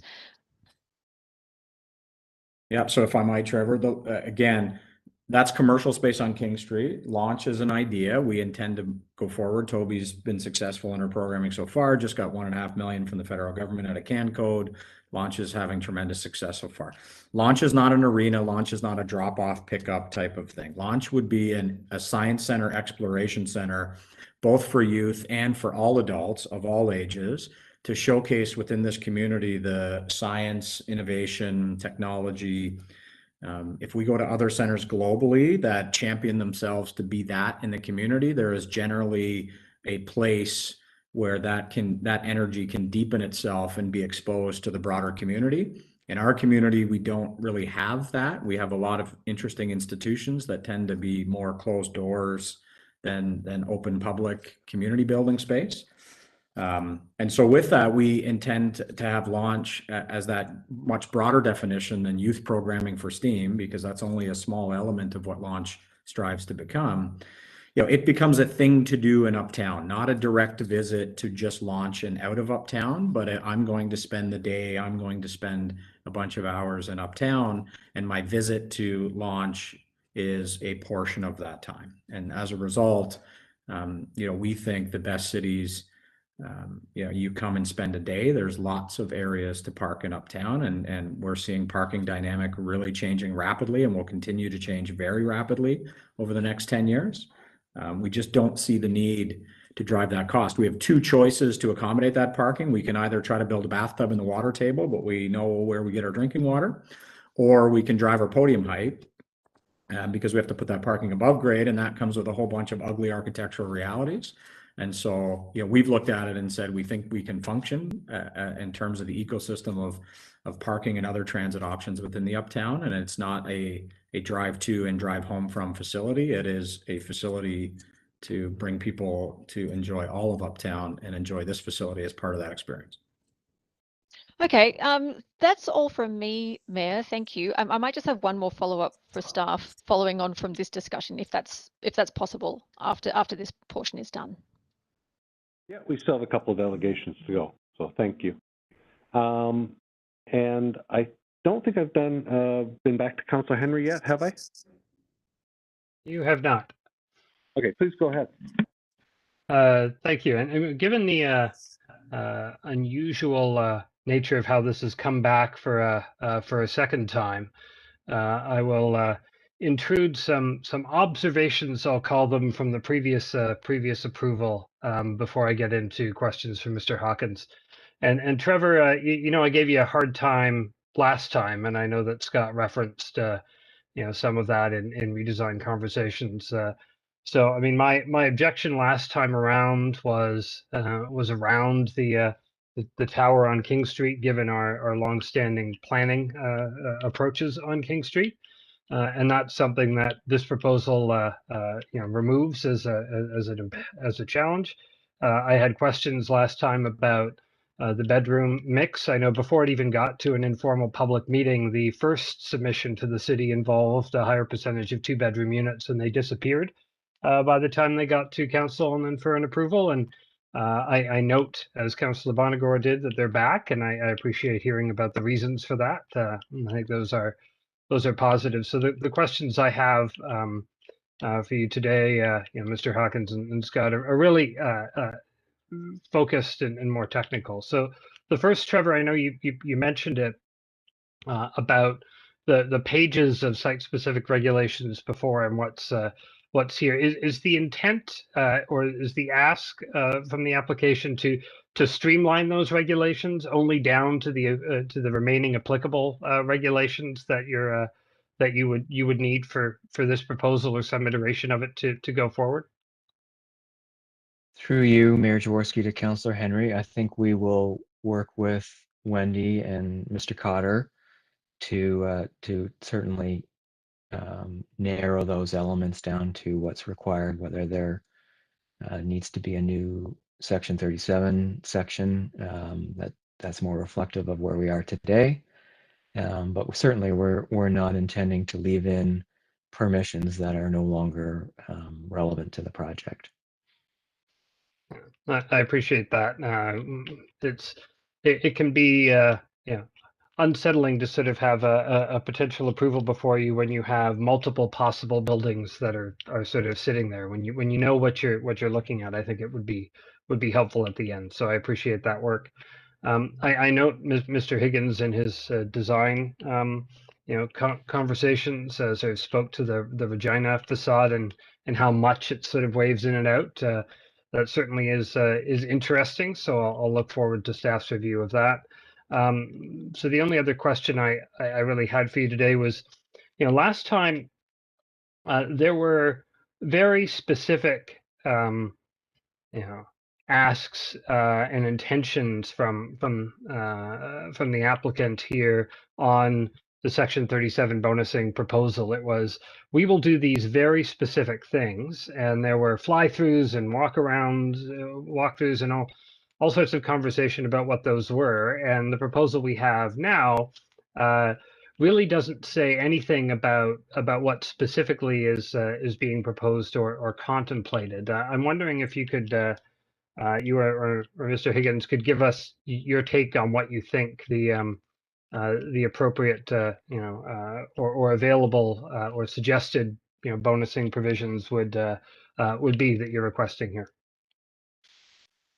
Through you, Mayor Jaworski, to Councillor Henrys, we understand the city's process is typically to require an appraisal, which determines an uplift.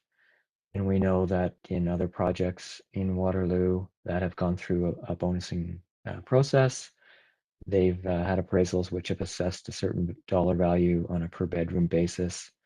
And often those projects are requesting significantly greater percentage increases in density. So we're approaching this with open eyes and a conversation with staff. We didn't want to presume where that conversation would go. We're just expecting that we'll have future discussions with Wendy and Mr. Cotter, and that we would be treated the same as those other projects in terms of how the process unfolds. I appreciate that. I mean, as I said, so to be back into the realm of our normal process on these, with which I'm very familiar since most of these have come forward in my neck of the woods. Last time certainly council's approval of some of the bonusing elements was very heavily predicated on some very substantial activities with respect to the STEAM space and support for that over a period of time. And I think council was very awed by that. So it's nice to, in a way, nice to sort of see it back in the normal realm where there's conversations with staff and input from the ward councillor in particular on what's appropriate in this site. So I just wanted to get clarity on where we were at, given we were at a different place last time.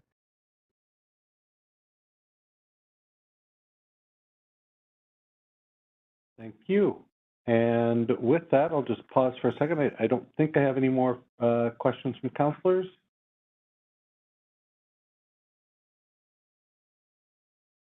And with that, thank you very much for delegating Trevor and Scott and being here tonight. And then we'll move on to our citizen delegations.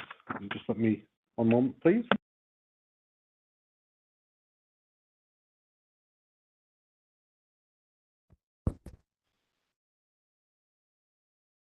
First up, I have KLG, and let's have a moment to welcome Kay into the room here. I do believe Kay has a presentation, and I think she'll be working remotely over the phone, so we'll just have some pauses as we move along the presentation. So with that, Kay, how long does Kay have? 10 minutes. Please go ahead, Kay. Oh, hi. I seem to be unmuted, so I think it's working. Yeah, you sound great, Kay. Okay, great. All right.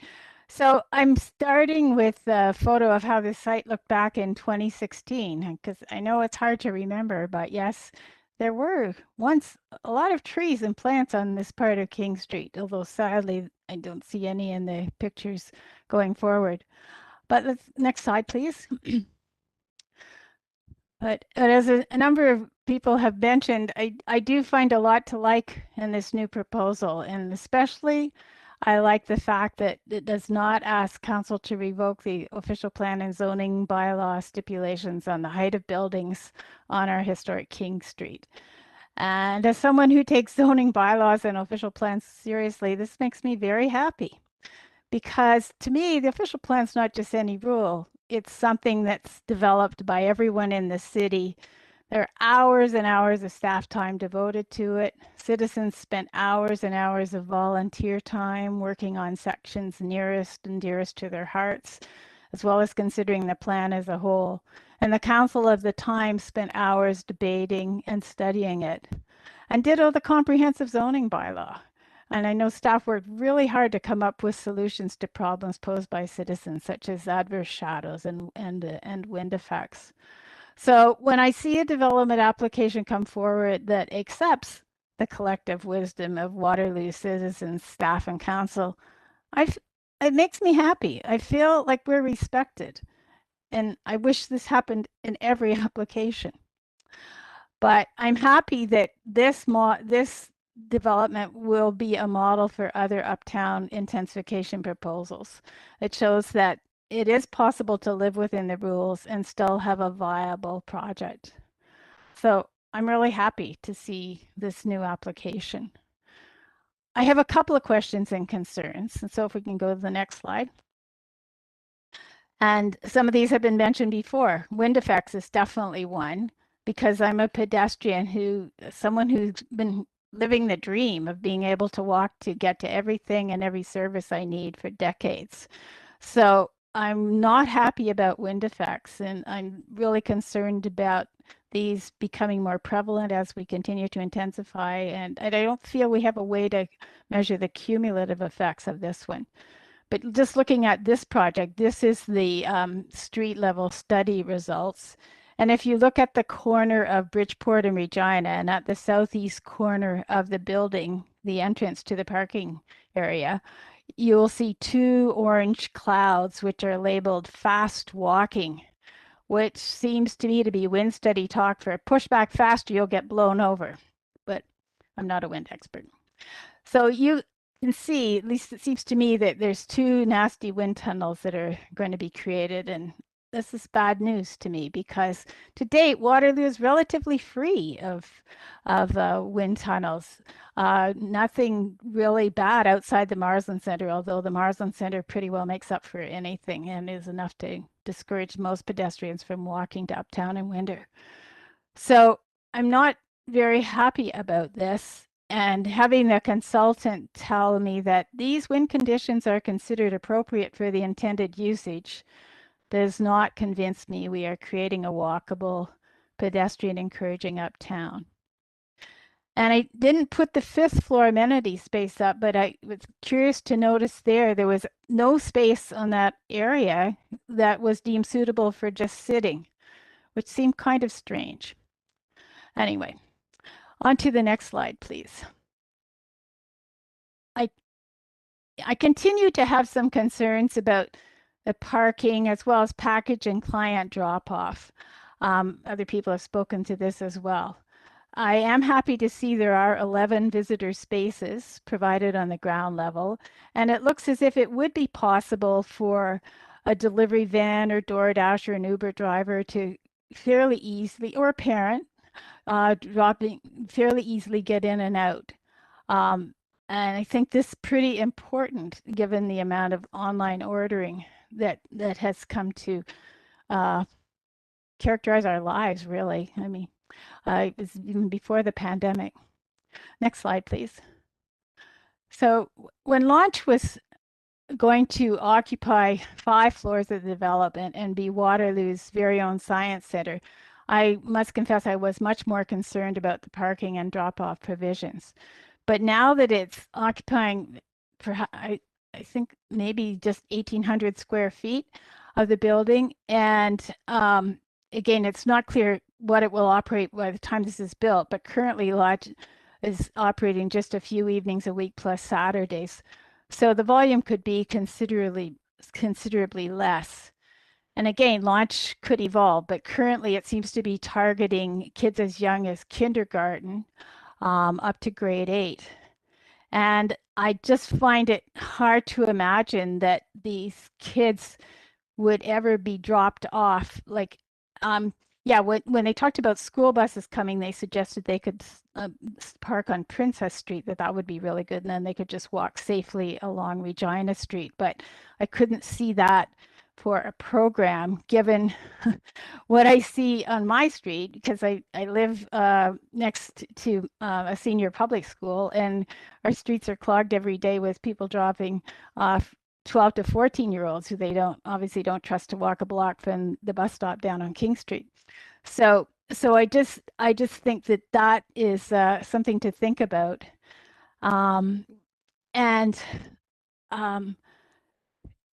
Next slide, please.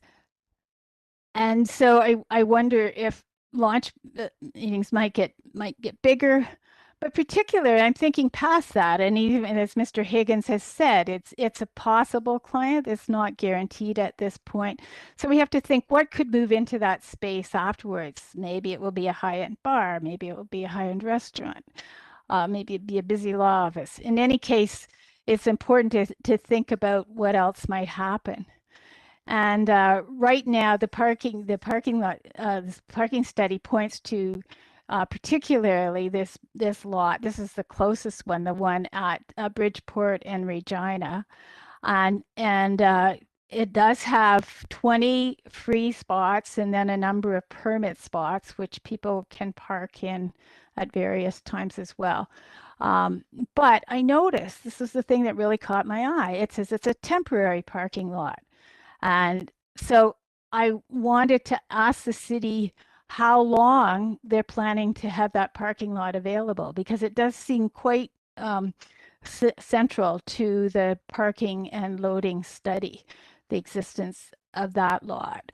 Or at least to me, in my head it does. If you think about people not wanting to walk very far, that's not far, but is it going to be there forever?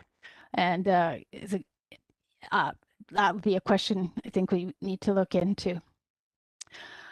And incidentally, when I was photographing this lot this morning, I noticed that it had a couple of delivery vans for the Laurel lofts across the street where there isn't parking. So again, it just reminds me that we have really become an online ordering community for everything. So I think this is a really important thing to think about here. And that next slide, please. And as you'll see from this last picture I have here, Regina Street is a pretty narrow street. So the prospect of people being able to like put their flashers on and dash something into the building is or drop somebody off is definitely going to be challenging for traffic flow in the area. So those are the concerns that I just wanted to flag, to keep keep working on. And I also wanted to mention one other thing, just that there is a possibility of archaeological findings on this site because it was formerly the cemetery for St. John's Anglican Church. So just a little tidbit to put in your mind. So that's all the things I wanted to raise tonight. Thank you.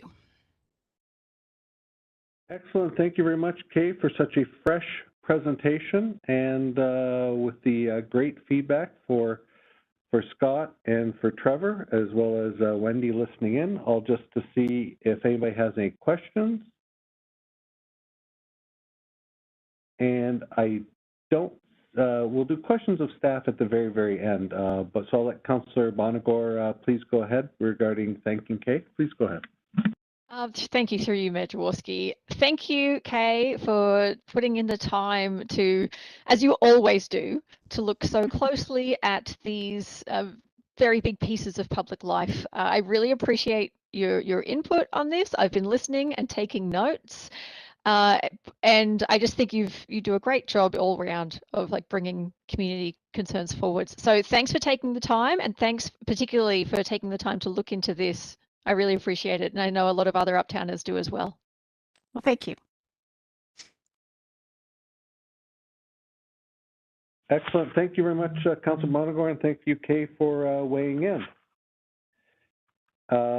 I'll now go to what I believe is our last delegate who just called in tonight, and it's Diego Almaraz. And Diego, I'll just invite you in, and you have up to 5 minutes for your delegation. Okay, perfect. Can you hear me? Sound great, Diego. Okay, thank you, Mayor. Yeah, thank you, everyone. I'm a neighbor. My name is Diego Almaraz, and I'm a neighbor living one block away the site. I'm also an urban designer. So there are, well, I just want to say that I really think that this is a great development that will benefit Uptown and the city. And it's great to see it forward. But I do have some comments regarding just the design, some of the design of the concept as shown. The first one was almost as Kay commented.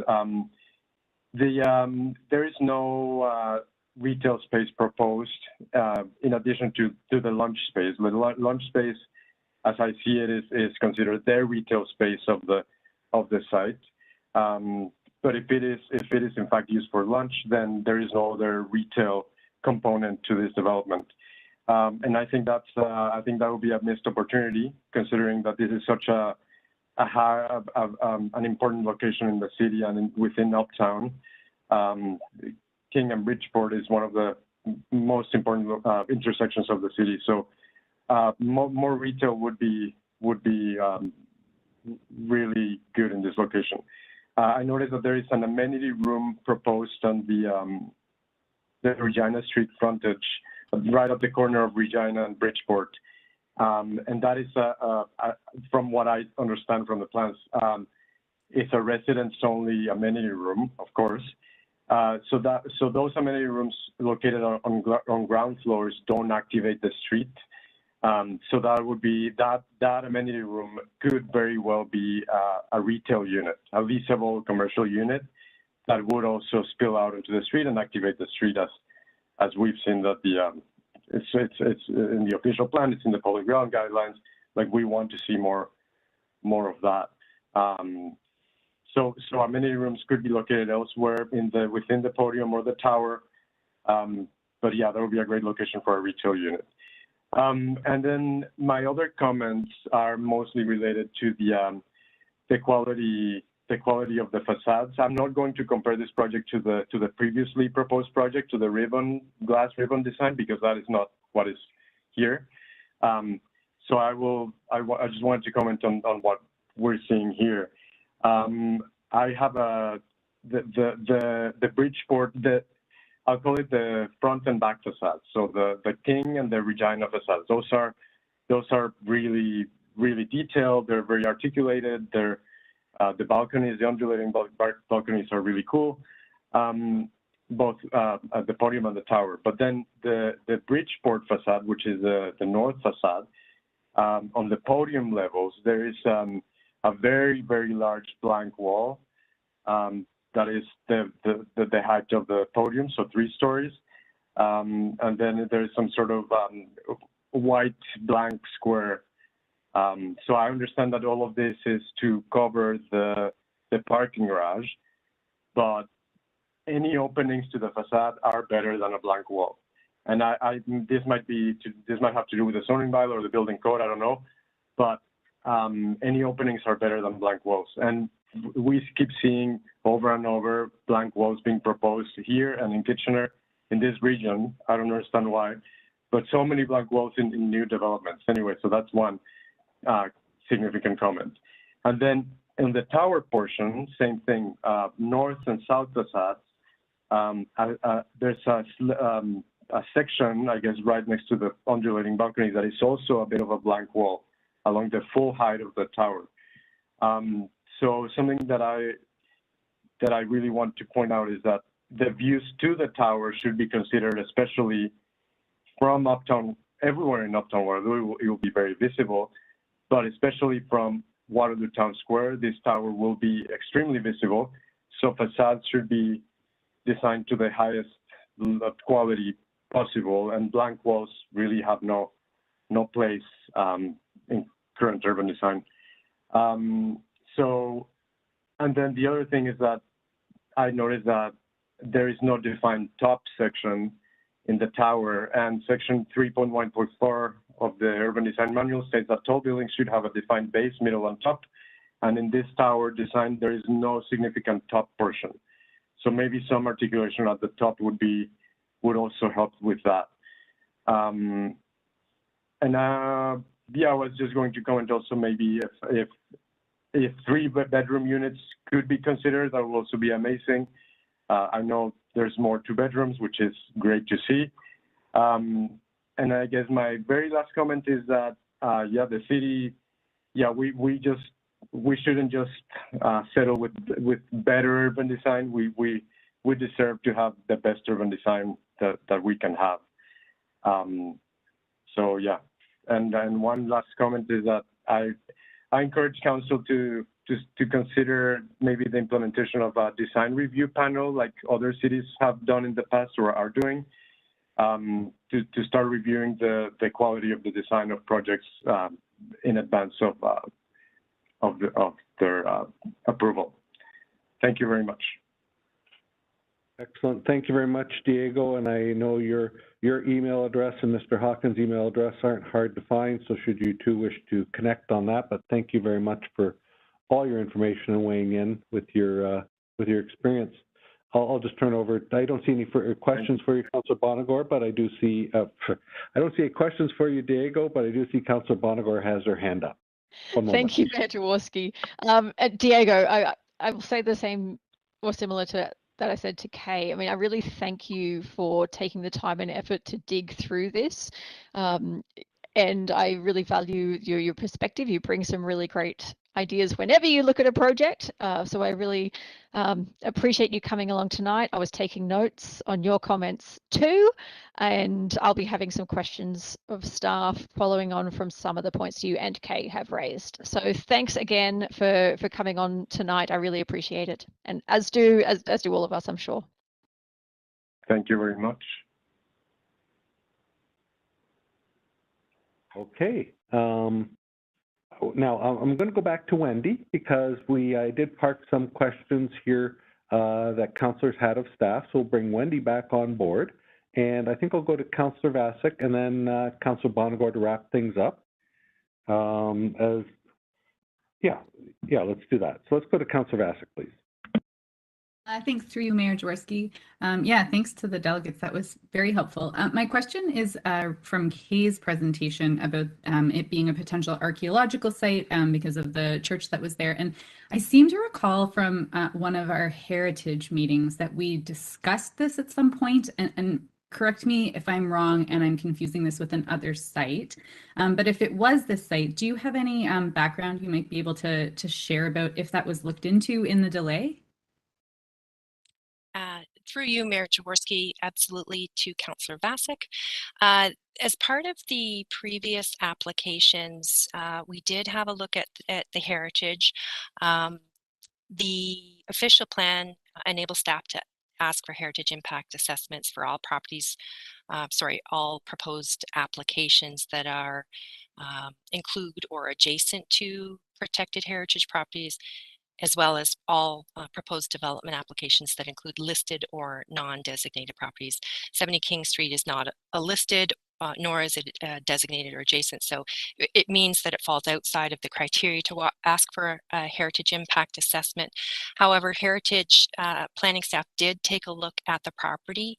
In particular, the records were provided by St. John's Church. And we are aware of the fact that it was a church and cemetery back in the 1800s.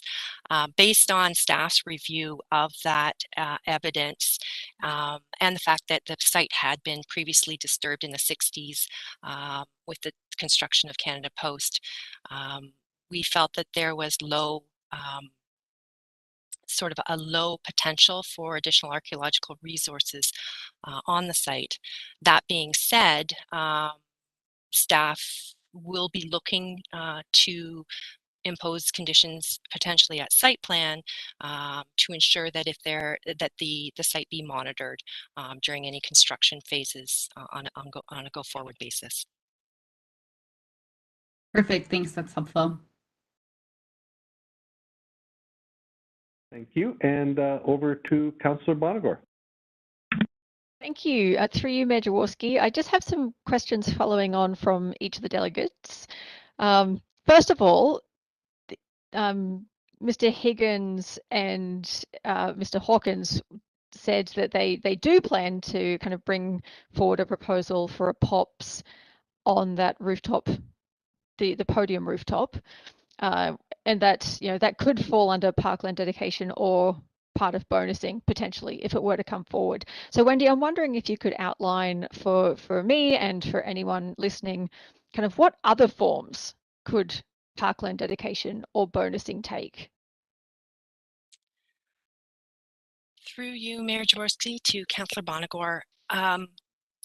Parkland dedication is typically done in two ways. Either the applicant provides the lands, particularly for the development. The Planning Act provides us with the cities with an ability to acquire up to 5% of the total area where this is appropriate. And again, there's reasonableness associated with this. This is at a corner of two busy arterial roads. The other side to that is typically the city can collect cash in lieu of that parkland dedication. So there is a formula that's provided, and it's in the city's bylaw, and the applicant would then be required to come and provide the cash portion. Okay, so for anyone listening in, it's not a case of a rooftop pops or nothing. It's like this is actually a nuanced discussion, and there are a number of options that would be on the table. Is that correct? That is correct. Okay, thank you. My next question is from follows on from Kay's comments. She raised the temporary parking lot, and I know that some previous discussions at council have included comments of there being public parking available across the uptown, and that's being used in discussions of what needs to be put in place on site. So we have that coming up again here, and I'm just wondering, as we get more developments in the core, as we need them, we certainly we don't want to keep growing outwards, that's for sure. But as we keep intensifying the core, and as more developments rely on public parking, I'm just wondering if anyone can speak to any plans that we have for those temporary lots. And I understand this is in the broader discussion of trying to get people out of their cars, trying to encourage public transit use and other modes of transportation. So I'm not saying we need to put all of our parking lots in amber and keep them exactly as they are, but I'm wondering if staff could maybe give us a little bit of a comment about the use of those temporary lots, and if there are any plans right now on how they're being used and how they fit in within the kind of complicated parking web that we live in at the moment. Through you, Mayor Jaworski, to Councillor Bonagor. Parking is always at the crux of many redevelopment applications, particularly in intensification sites such as in the uptown. The city has implemented temporary parking lots throughout the city to help alleviate and provide additional parking in support of the businesses in and around the area.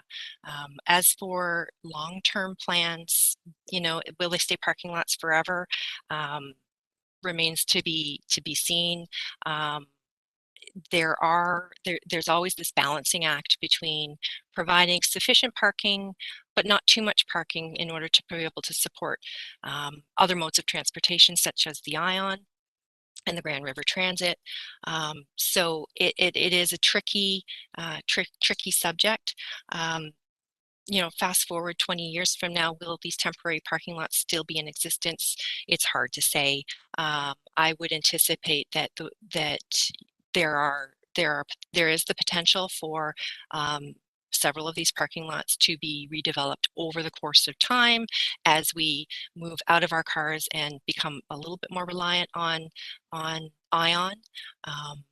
So I do think that there is a bigger vision here, and certainly if there's anybody else in the corporation who knows a little bit more about the the temporary parking lots and those plans, I would offer to also supplement this response. I think you've helped lay it out just fine, Wendy. I really appreciate your comments. And one thing that I always keep in mind is that if it is tough to find a parking spot, people probably are more likely to consider public transit next time around. So sometimes a little bit of pain can get us a little more quickly to the desired outcome. But I'll set that aside because that was I was really hoping just for that high note comment, and you gave us that. Finally, my question comes from Diego's comments just about those blank facades. Just design-wise, is it possible to have some more design elements on those kind of walls, particularly when they have such a purely structural requirement behind them? Or is it possible that these could be places for some really dynamic public art or murals? Is this a conversation that is already happening at the city, or is it something that we could maybe look to as more of these proposals come forward? Through you, Mayor Jaworski. Those were excellent observations that Diego had, and certainly our urban design guidelines speak to requirements that and encouragements of designs that would make the building interesting and articulated facades and such. We will be having a closer look at the urban design, and urban design brief has been submitted as part of this application, and staff will certainly be looking at it with great detail in terms of all of the elements that Diego has mentioned. But certainly, yes, there is opportunity through various components and processes of this application and future applications to look a little bit more closely at those areas and those blank walls. That's great. That's all my questions. Thank you, Wendy, and thank you, Mayor. Yeah, thank you all of council, especially staff, Wendy for weighing in, and Joel for your offer of support if needed. I think we have a lot of information here on a very important corner of Waterloo. As Deputy Clerk informs me, there are no further speakers. This informal public meeting is now concluded. Staff will review the issues and provide further reporting to council at a later date. And just one moment, please.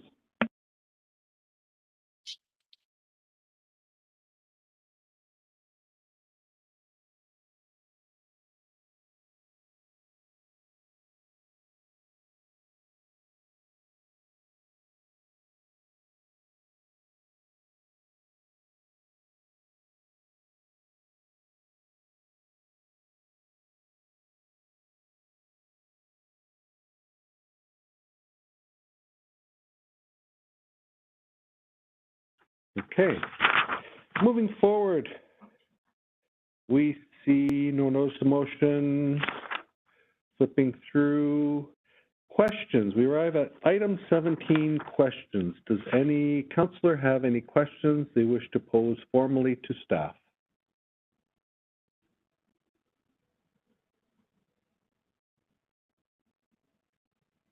Hearing none, other than the pitter-patter of Councillor Freeman reappearing virtually.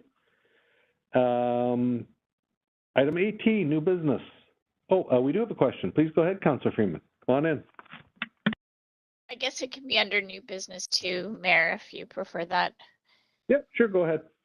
The question is just with regard to the freeze-thaw cycles we've had. Some of the sidewalks that the city's responsible for clearing are really getting built up with ice. Are there tools that we can use to try to attack that? In particular, people have been providing questions to me around school zones. Excellent, thank you very much. I think Mr. Dykstra's here. Yep, I am here, Mayor. Can you hear me okay? Sounds great, Mark. All right, through the mayor to Councillor Freeman.